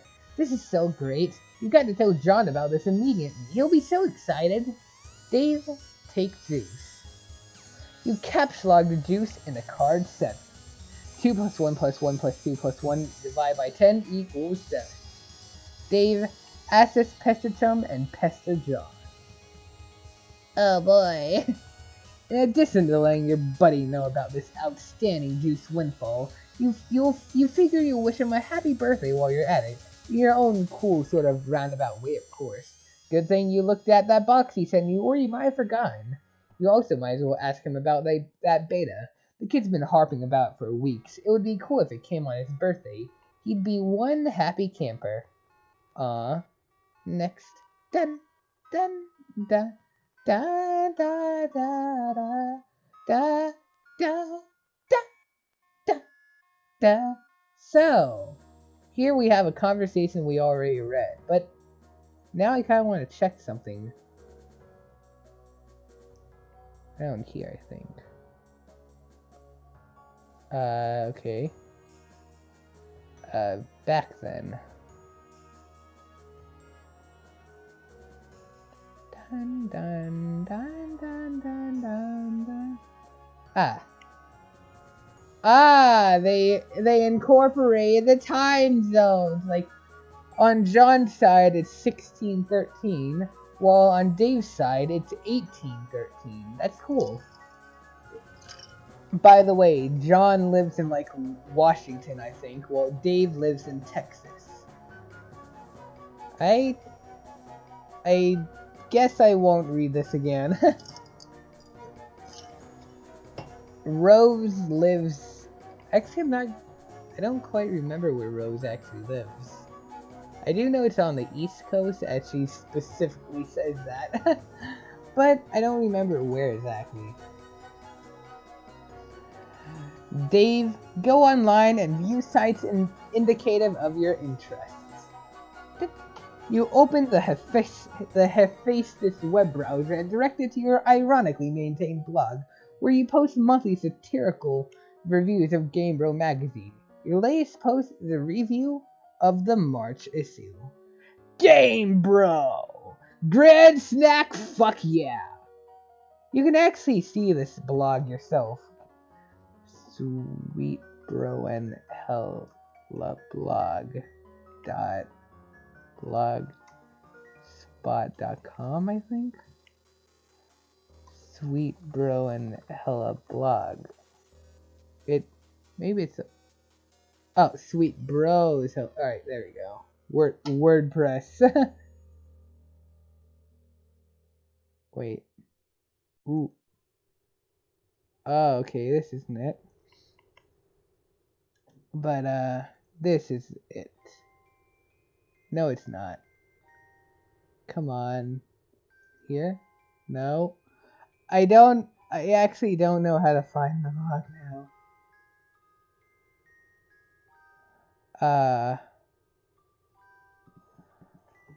Homestuck Dave blog. D-Strider blogspot. Oh boy. Can I find that exact thing he posted? Like, this is older posts. Alright, no, I don't think I can. But, first, I'm going to read all of this because I enjoy Dave. He does kind of say a bad word, though. Like, a very bad word. So I'll probably, like, not say that. Sweet Bros Hella blog. Review of Game Bros March issue. Oh man, when this heady volume of unabridged awesome hit my doorstep, it made a sort of thunderclap, like the kind I'm sure Moses heard when God dropped stone tablets containing a review of a game involving the ambiguous marriage of insane stunts and extreme hunger management. So, an extreme hunger management solutions for dudes on the go. It's like, you see that little bag of chips there? Just grab it and go, bro, and keep thrashing shit up. I'm so hella pumped of this. There are some obvious questions, like just how outrageous are these snacks? Will popular beverages play a role, and how critical will they be in your quest to attain absolute sweetness? Will this game land the coveted but elusive 5 hats out of 5 hats? We will never know. Anyway, here. I'm pretty sure this is actually official because the URLs for these images are like, yeah, right. I watched Bruce Almighty recently. This was my favorite part of the movie. Bruce is talking to Morgan Freeman because he can't make Jennifer Aniston fall in love with him for some mind-boggling reason. She'll take me back, right? Would you take you back? How do you make someone love you without affecting free will? Welcome to my world, son. You come up with an answer to that one, you let me know. This is where we all start jerking off. Here, if you're interested. What is this?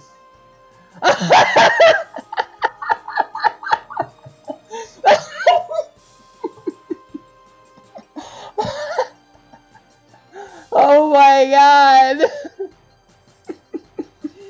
Okay, that's freaking good right there. Why would anyone go to SeaWorld? You see a bunch of fat wet animals and then you go home. Who gives a crap? Oh, wait, there's actually comments on these. Let's see these comments.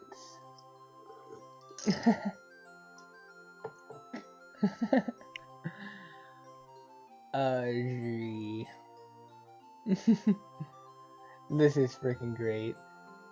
The meta. Da, da, da, da, da, da, da, da. What?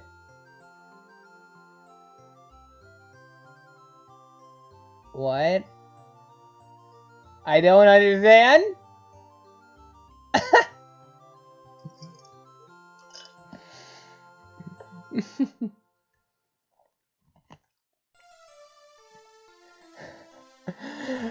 Fake that doesn't actually happen in the movie. Delete your blog now, please. This is ridiculous. Ridiculous. Oh my god. I appreciate this greatly. What about comments on this? Oh yeah, I forgot this email thing I don't use. Did I actually make an account here? Let's see.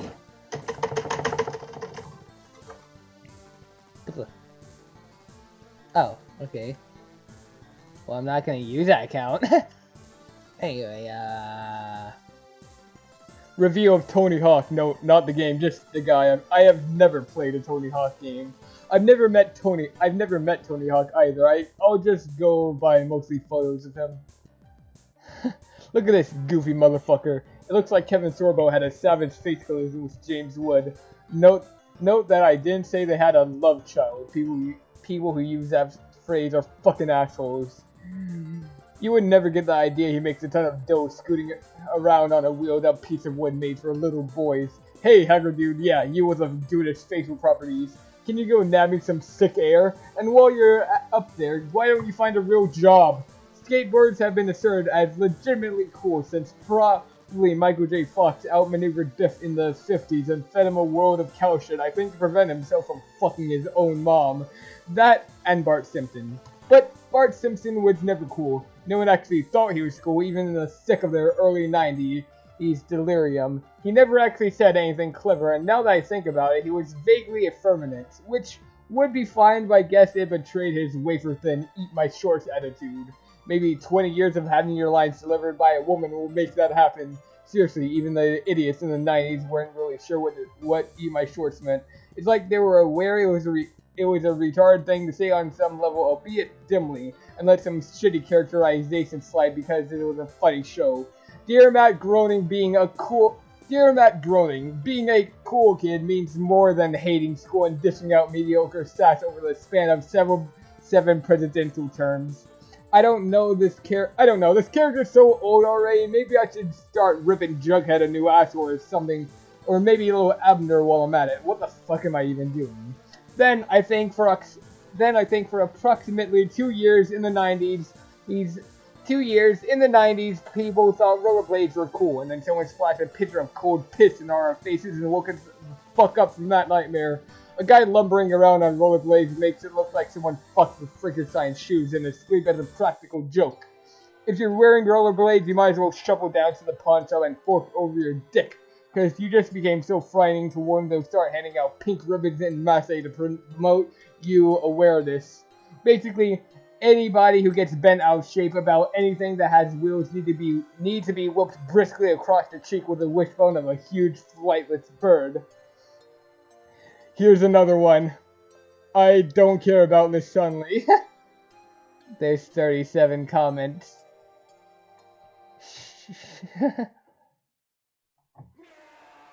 Oh, gee. Well, Indian sex resort?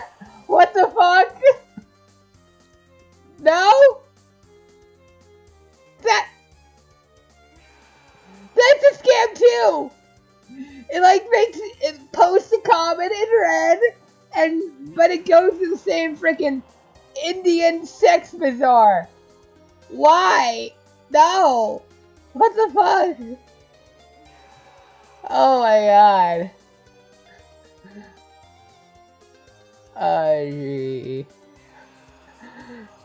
Oh my god. What's truly cool these days are the sneakers on wheels. I mean, shit, just the other day I spent like 8 hours on a flight next to this little 13-year-old kid who was flying with his grandma, and when we got off the plane, bam, he's rolling up the fucking walkway on these wheel shoes.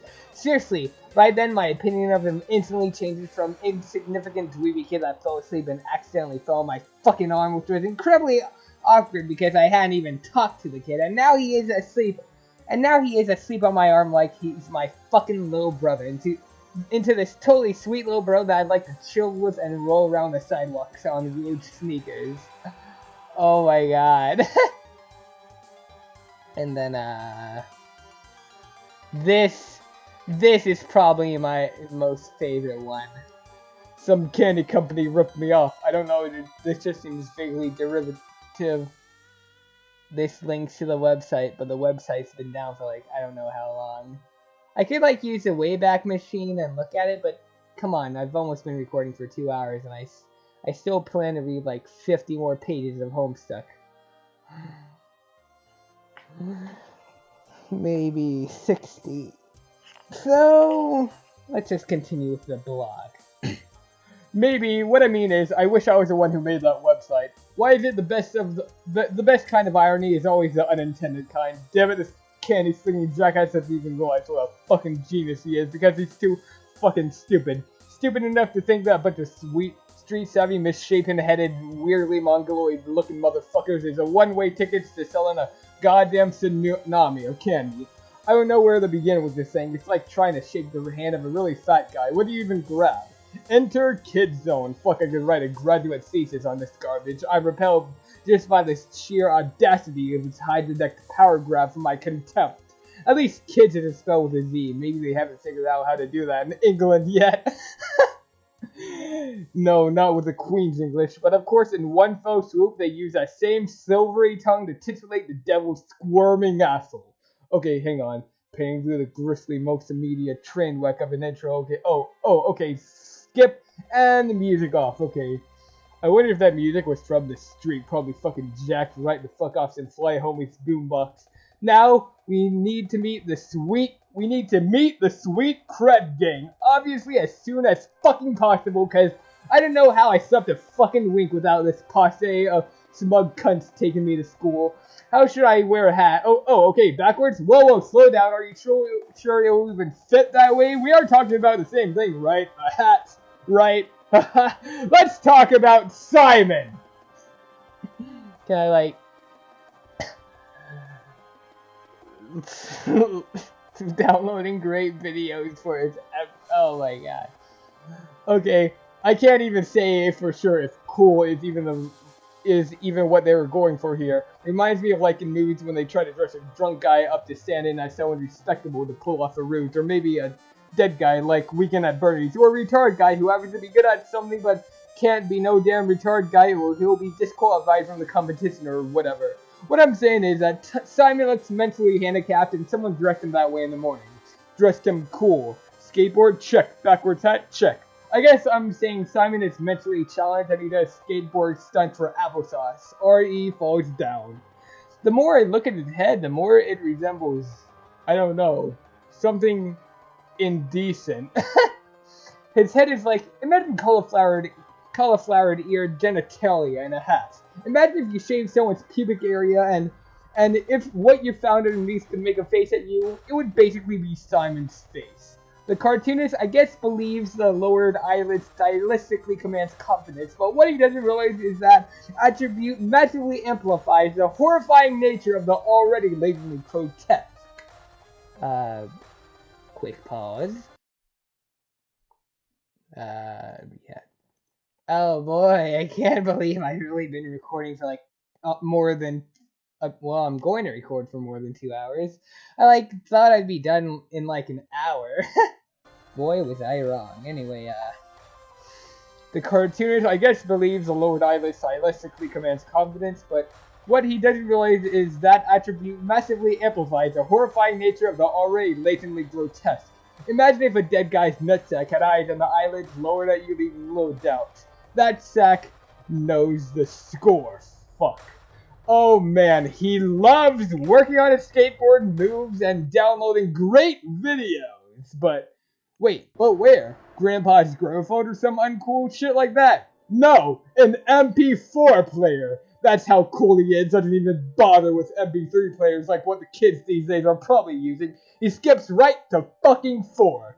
Also, he's not too keen on the homework, and I can't say I blame him. Oh, also, he doesn't like not having money, and I mean, damn, son, who don't like being no broke-ass N-word? That's the very bad word.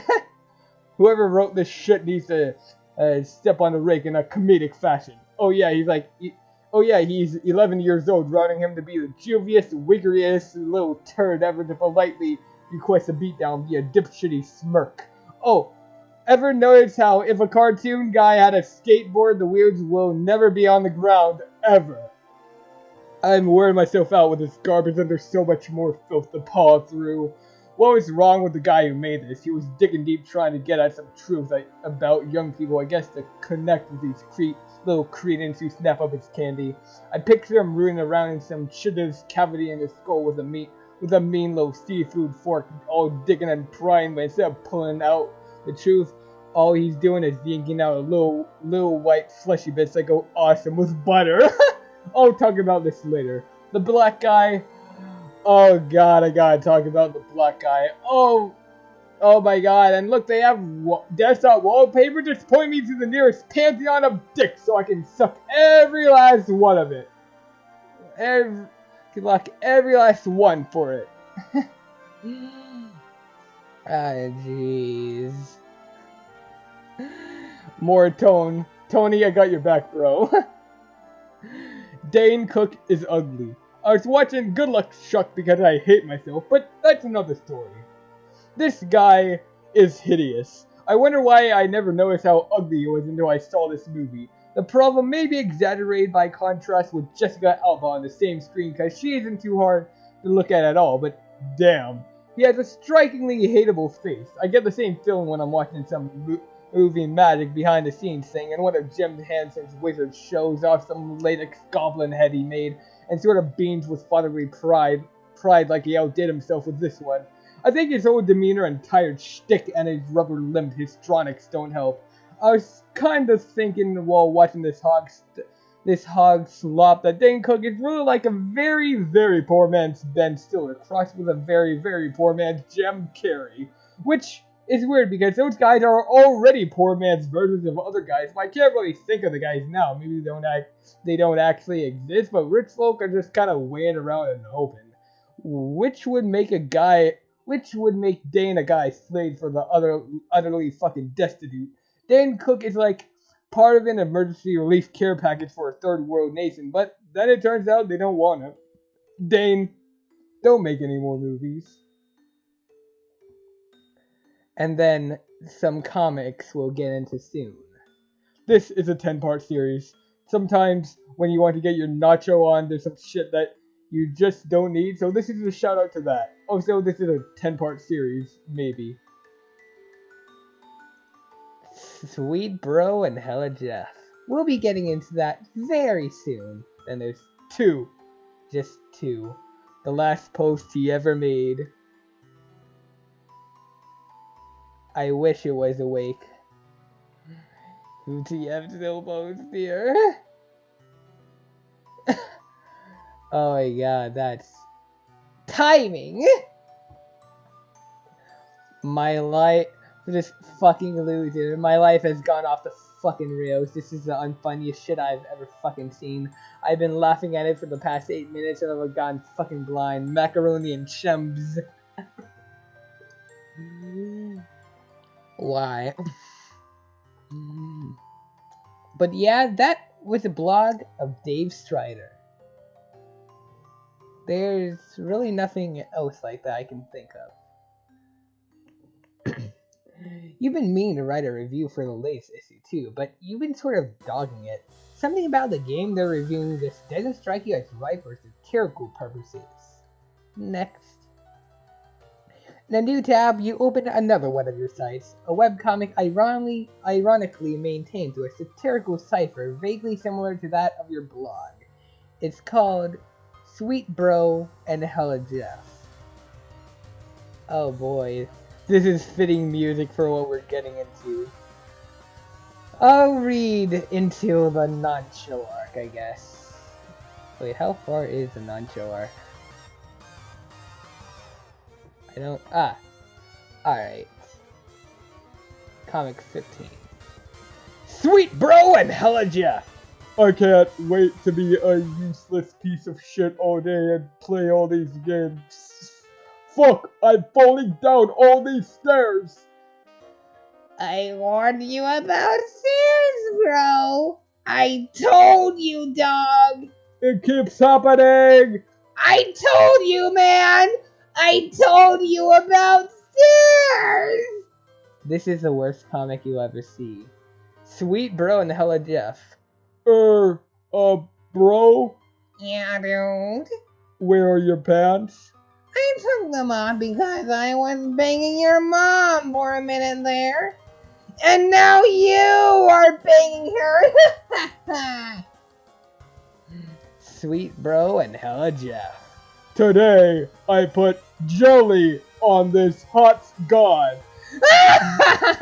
That's how I do even have to be to do something like that. You know what, let's just skip to the nacho one so we can get off this quicker. But this is referenced many times in Homestuck, with the link to the comic it's referencing, so we'll read those when we get there. Sweet Bro and Hella Jeff. Fucking nacho party! Get my nacho on, yeah! To be continued. Oh god, that's hideous. Fun fact, it actually takes actual effort to make it this shitty. Sweet Bro and Hella Jeff in Sweet Bro and Hella Jeff in the fucking Nancho Pantry Part 2. Shit, bro, you scared me, dumbass! Who are you expecting? Easter buddy? Shit, now look, I'm signs they're falling! Looks. Aggressive look. Bro. Okay. Warning, the recipe zone. Are you brave enough to enter? No, I'm not. Sweet Bro and Hella Jeff! Chapter 3 about nachos. Last time on Subraj. Okay, twist your head to read this, you stupid fuck ass. But I don't wanna. Anyway, the bottom line was, what do you do with these nanchos falling in the air? Chapter 4! Why don't you take a picture? It will last longer. And he just does it. Oh wow! He was right. Their shit's lasting forever. And then, Sweet Bro and Ella Jeff, chapter next one about the Nancho story. Dude, are you done with the nachons in there? Jig as fuck! How can you even be this greedy? Just slide them under the bathroom door! Oh god, I just made a battery fall from above. What is that, guys? Even his problem. It's like he got broadside school fed up the bone bulge. And then that's actually the last one in the freaking Nancho party arc. Cause, he never planned to do the full freaking 10-part thing. He never does it. There are only 2 legitimately good Sweet Bro and Hella Jeff comics. Only 2 in the entire, like, 60-something there are. I don't know. You have legions of devoted fans, most of whom are totally convinced of your creative persona sincerity, which is just how you like it. Dave, check the latest page of the Midnight Crew. You figure as long as you're chilling at your computer, you might as well see how that new MSPA story is going. You haven't looked at it in a while. Midnight Crew. You're members of a sinister gang called the Midnight Crew. Your nefarious plots are serpentine in complexity. Your schemes convoluted. You are planning a heist in your underground hideouts. What will you do? Use comms razors on plans and schemes. Spade Slick uses a comms razor to carve a circular hole into the heist plans, freeing it from the knife. You wonder what moron would jam the knife so hard into the table in the first place. Spade Slick, climb ladder and exit hideout. Implement nefarious plots. You push against the manhole cover, but it seems some unbelievable jackass has parked your getaway van on top of it. A familiar feeling stirs. That feeling is overwhelming, so blackening rage. It's the sort of rage that will make a man feel totally justified in sporting an unnecessarily elaborate assortment of fancy blades. Dave, skip ahead a few hundred pages or so. You don't remember where everything has gone out of control. Also, there's an arm there. Why is there an arm there? You can just dismiss it as part of the Midnight Crew comic, but it's not. You don't remember where you last left off, so you jump way ahead. You always forget to save your place in the story. It looks like timbers have become short in this pressure cooker already. You speculate that the tipping point may have been an ill-advised motion for a game of 52 pickup. Dave, save your place, read it later. Even though the adventure began recently, it's already over 3,000 pages long. You just don't have time for this bullshit. You'll catch up later. Besides, it looks like someone's pestering you. You're pretty sure you know who it is. Dave answered Chum. Oh boy, new conversation. In some cultures, the persistent refusal of a lady's invitation to play a game with her would be a sign wanton disrespect.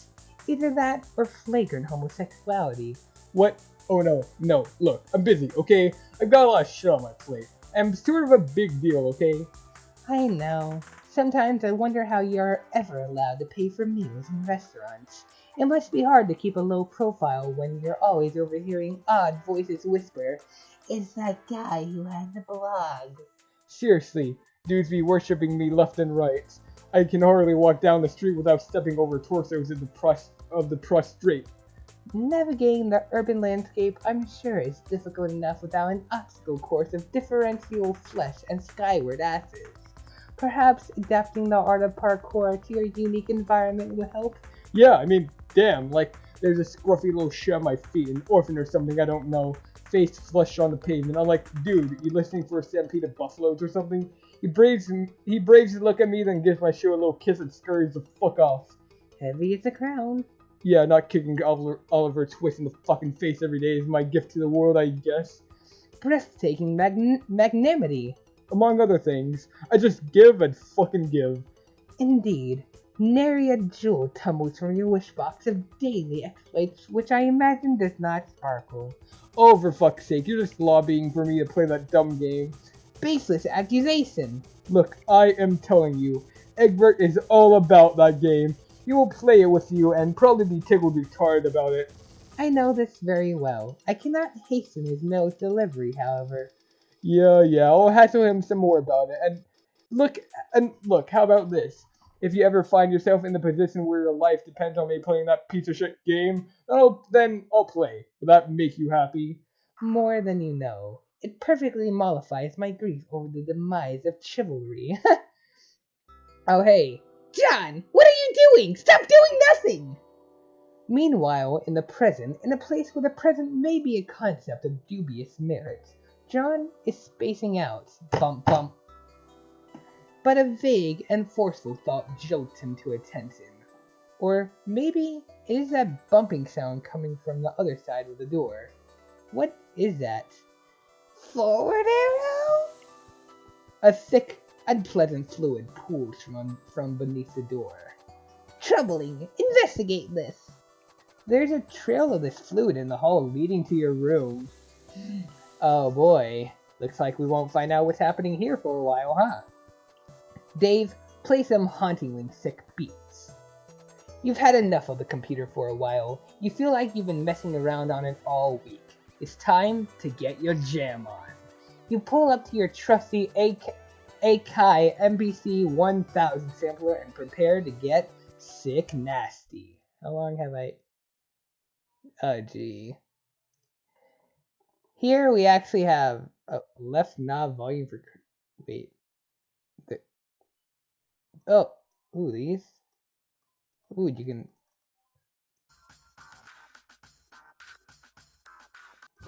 Each one has its own freaking thing. Like a certain one. This is the one I remember the most.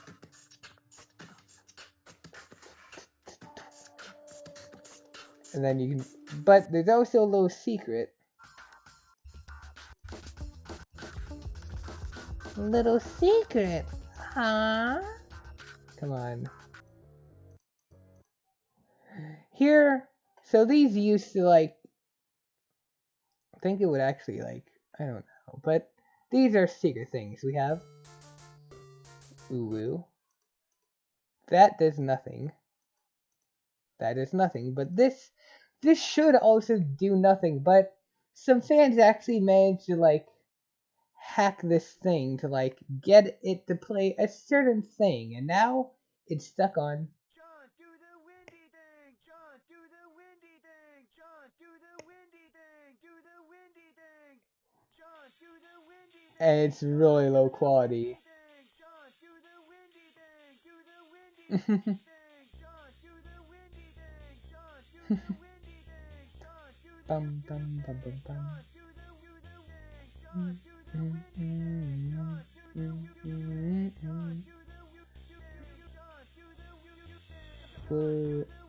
Let me find the higher quality.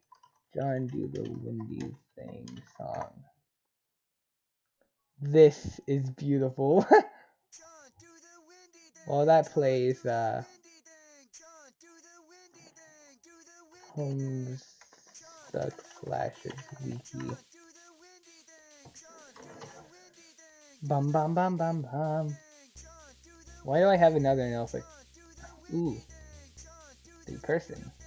All right. Act 2. Here. Can I like? No, that just.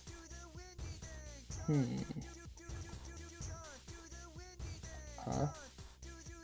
Ooh. Wait. Ooh. MSPA used to have some forums, but around the time Homestuck was finishing,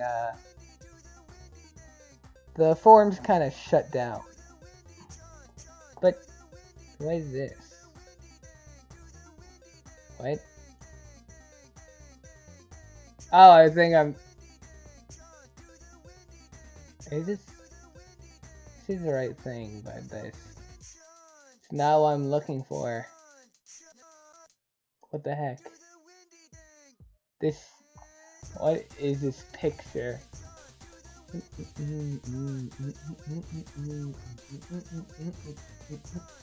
trying to find the original frickin'... Yeah, see? Oh, I thought the fans like hacked it, but okay. That's what I heard. If I were to go to you there, maybe if I go down here. Oh, okay, no. Fair enough. We'll just keep this playing as we go to Dave. Take a sip of the apple juice, despite what John said. Those beets were so fresh they belong in the produce aisle, is what you're talking about. Sucker moms be thumping that shit for ripeness like melons, know what I'm saying? After beets that fresh, it would be a crime not to reward yourself with a celebratory swig. 2 plus 2 plus 1 plus 2 divided by 10 equals 7. You can't do it! John's got you all twisted up inside now. All you can think about is Mandela's gross monster piss. Damn you, Egbert! You recapsulate the juice. Dave, allocate sword to strike specimen. Your strike specific is already allocated with the blade kind of stratus. There's no need to allocate it. You can wield your sweet ninja sword as a weapon once it is in your strike deck, but you will have to capsulog it first before moving it there. Dave, capsulog sword. The ninja sword, 2 plus 1 plus 2 plus 2 plus 1 plus 2 plus 2 plus 1 plus 2 plus 1 equals 17 divided by 10 equals 7. Occupies the same card as the juice. 2 plus 1 plus 1 plus 2 plus 1 equals 7 divided by 10 equals 7. Expelling the juice from your Silodex. It splashes all over your turntables and your copies of the beta. Ah! Oh, gee. Dave, get a towel or something. You head out to get a towel from the bathroom across the hall. You glance at one of the many radical puppets in your bro's collection and nod in approval. Is there anything not awesome about your bro? No? You think not? You gotta do the windy thing! Ugh. You enter the bathroom. There's a damp towel on the floor you can probably use for this crisis. You stop to pay a little respect to one of your bro's boys up there. Hey, little man, how's it hanging? Is that it? Yeah, it is. Are there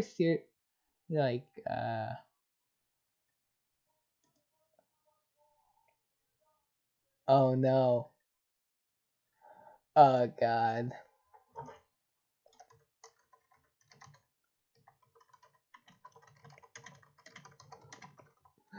Did they... Oh yes. No, that's not the same windy thing. This. John, do the windy thing. For 20...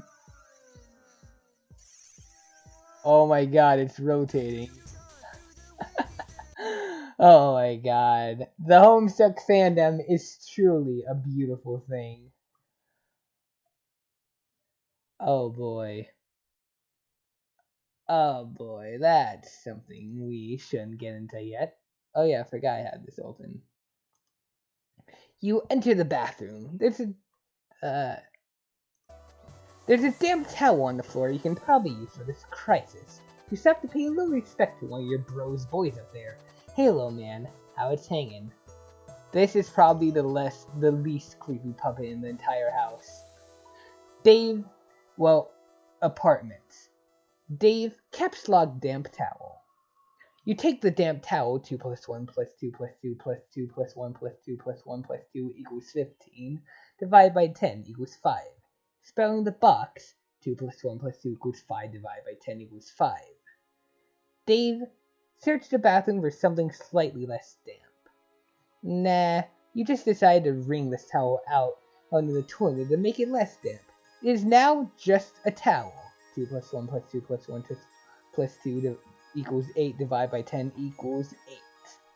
Dave, take towel. You take the towel and grab the box again while you're at it. Dave, clean up the juice. You clean 2 plus 2 plus 1 plus 1 plus 2 equals 8 up the juice with a towel and hang the damp beta envelopes on your line to dry off. Next. In the breeze of the fan, the betas jostle near the open window. This arrangement is a little disconcerting. If they fell out, it sure would be a stupid way to lose them. Dave, turn off the fan. The crisis is easily averted. You can't imagine it will ever resurface later in any way, shape, or form. The beta is as good as yours, forever. You should probably go pester Egbert again. You wonder if he found the beta yet. You also might chat up about your respective Silodices and fetch modi if the topic happens to come up. You wonder if he is anywhere near as smooth with his Silodex as you are. Probably not. It's probably not even humanly possible. Dun dun. Might want to keep that copied. Keep that copied. Suddenly, a rambunctious crow flies in through the open window and snatches the banana, probably to make a nest with, or maybe just for the sake of being a brainless, feathery asshole. You yell at the bird. Stop! 2 plus 2 plus 1 plus 2 equals 7. The katana was in the 7 card. You accidentally launch your ninja sword. Everything goes flying out the window, dead bird and all. Gee. Oh, so he has a little Midnight Crew poster here, and that's the Midnight Crew's enemies. Oh, so he hangs up selfies of himself. Next. No one can ever know about this. Dave, look out window. Yeah, you can kiss all that stuff goodbye. You feel sorry for the bird, but at least you never plan on ever using that banner, ever. Anyway, now that that bit of ugliness is behind you, I guess you can look forward to several more hours of messing around in your room. Whoa, wait, what? Oh, snap! Zazapan. You prepare to descend the stairs to your living room. You are standing eye to eye with a familiar foe. A 20-foot-tall granite statue of the mighty wizard Zazapan the Learned. Your mother had him installed through a hole in the roof with a heavy-duty crane. Just look at that mystical gaze. To peer into those aloof, glassy eyes is to arrest the curiosity of any mortal. To behold the wisdom concealed in the furrows of that venerable face is to know the ceaseless joys of bewilderment itself. Any man so fortunate as to catch askance his merry twinkle or twitch of whisker shall surely have all his dreams fulfilled. You find this grisly abomination utterly detestable. Rose, psychoanalyze your mother's love of wizards. There's nothing to psychoanalyze. Your mother clearly has no real affinity for these damnable things. She only collects them to spite you. If anything, she finds them even more repellent than you do. She's just a committed woman. Rose, go downstairs to the kitchen back door. You descend to the living room area of your home's expansive open layout. There's a sound of rushing water beneath the floor. It tends to strike guests as a strange presence in a living space, but it's become hardly audible to you through familiarity. There's a front door, but hopefully there's no need to make the long trek around the house in the rain. You might as well see if you can slip through the kitchen and out the back unnoticed. Rose, view Mother's solid copper vacuum statue. Okay, but it's bronze, not copper. But it wasn't always. A while ago, you gave this as an ironic gift to your mom for Mother's Day. You even customized it with a drink holder to support one of her ubiquitous alcoholic beverages. She liked the gift so much, she had it bronze and put on this pedestal. She even left it plugged in so it can still be turned on now and then, but never to do any cleaning. It never leaves this display. Sometimes at night, when you are in your room, you can hear it wailing from downstairs. She must know you can hear it. She's completely deranged. Also, this... Wait, it has a title? It was always just untitled for me.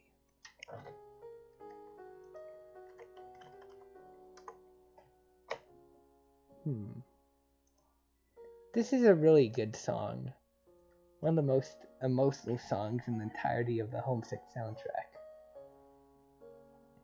It's just really nice to listen to. Definitely one of the best ones. Who the hell am I following? Oh, who are you? Oh, this person, alright. Freaking... Hello, Penguin! I have not gotten the games to work yet, so I know nothing about that. Anyway, Rose, grab the Eldritch Princess. It's too big to capsulog. Not that you will want to move it anyway. The pretty princess doll has been sitting there for months, ever since your mother got this abomination for your birthday as a totally passive-aggressive gesture. You decide to make it much less abominable by knitting Her Majesty a new head and new arms. Now it brings a mischievous smile to your face whenever you walk by.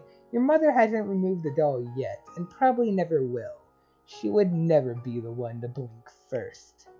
Rose, acquire umbrella for protection from elements. U greater than L. U less than V. You're gonna have a hell of a time accessing that card when you need it. You guess you'll just cross that bridge later. Rose, peek inside kitchen. Wait, I think that's you less.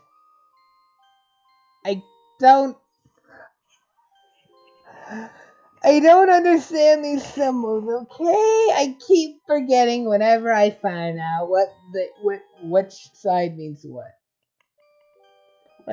But I guess I would think pointing to would mean greater than, but no, it's pointing away means greater than. Guess I can kind of see that? But seriously, Rose, peek inside kitchen. The liquor bottles are out in full force. Mom is surely nearby.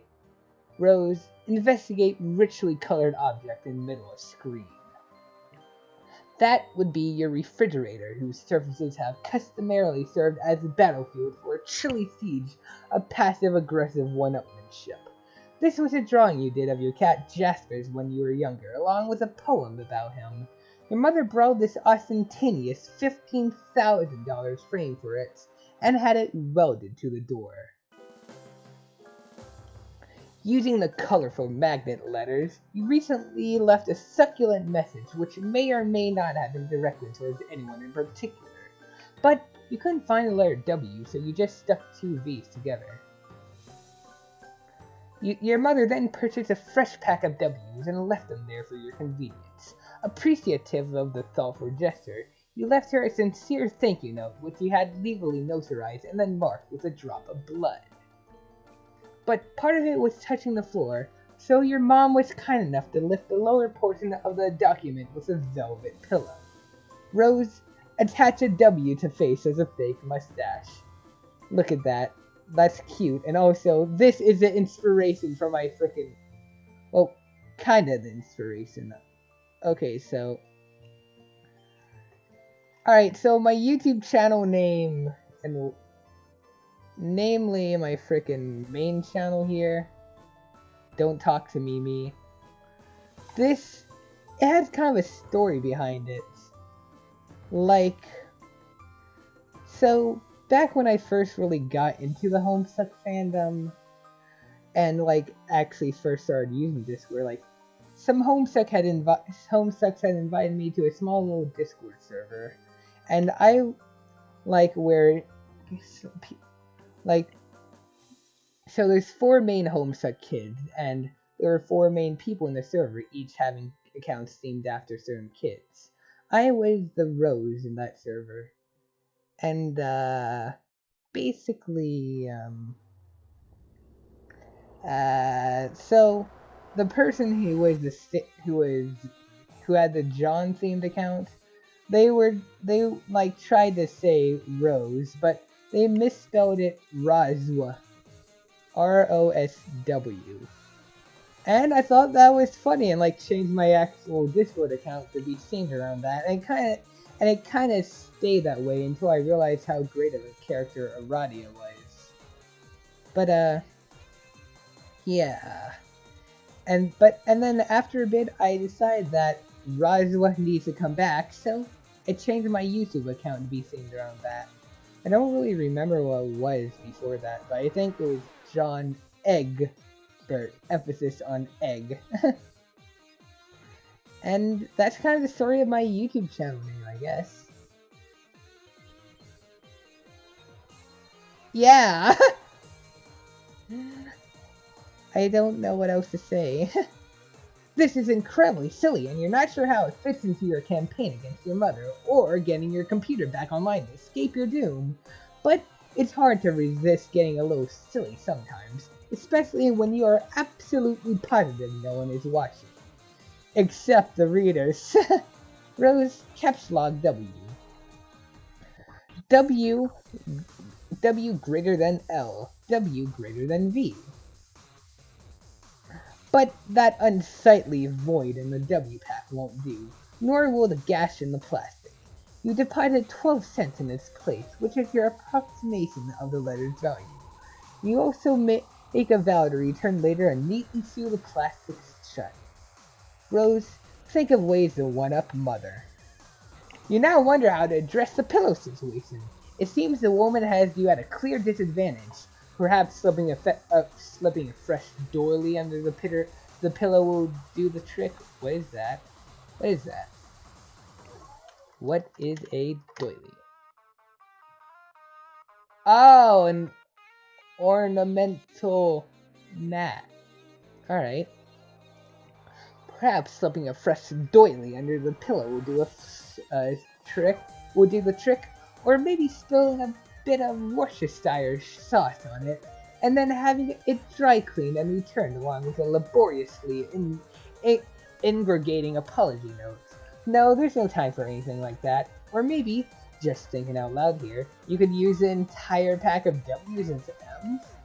Ah, yes, that would burn. But you've already done something with that W pack, and there's no need to go back and gild that, really. This is delicate business, and that pillow is screaming for rebuttal. Rose, caps lock velvet pillow. You decide to take the velvet pillow and lovingly embroider a poem in praise of motherhood on it. Hopefully you can pull this off before she notices it's gone. VE greater than L. VE less than VI. VE greater than U. But it causes your tree to be pretty badly unbalanced. It surely will auto-balance itself in a moment. Next. And just like that, the umbrella becomes accessible in the root card. That's one of the things you love about the tree modus. The happy surprises. Rose, head out the back door. Okay, enough. Time to get Mom.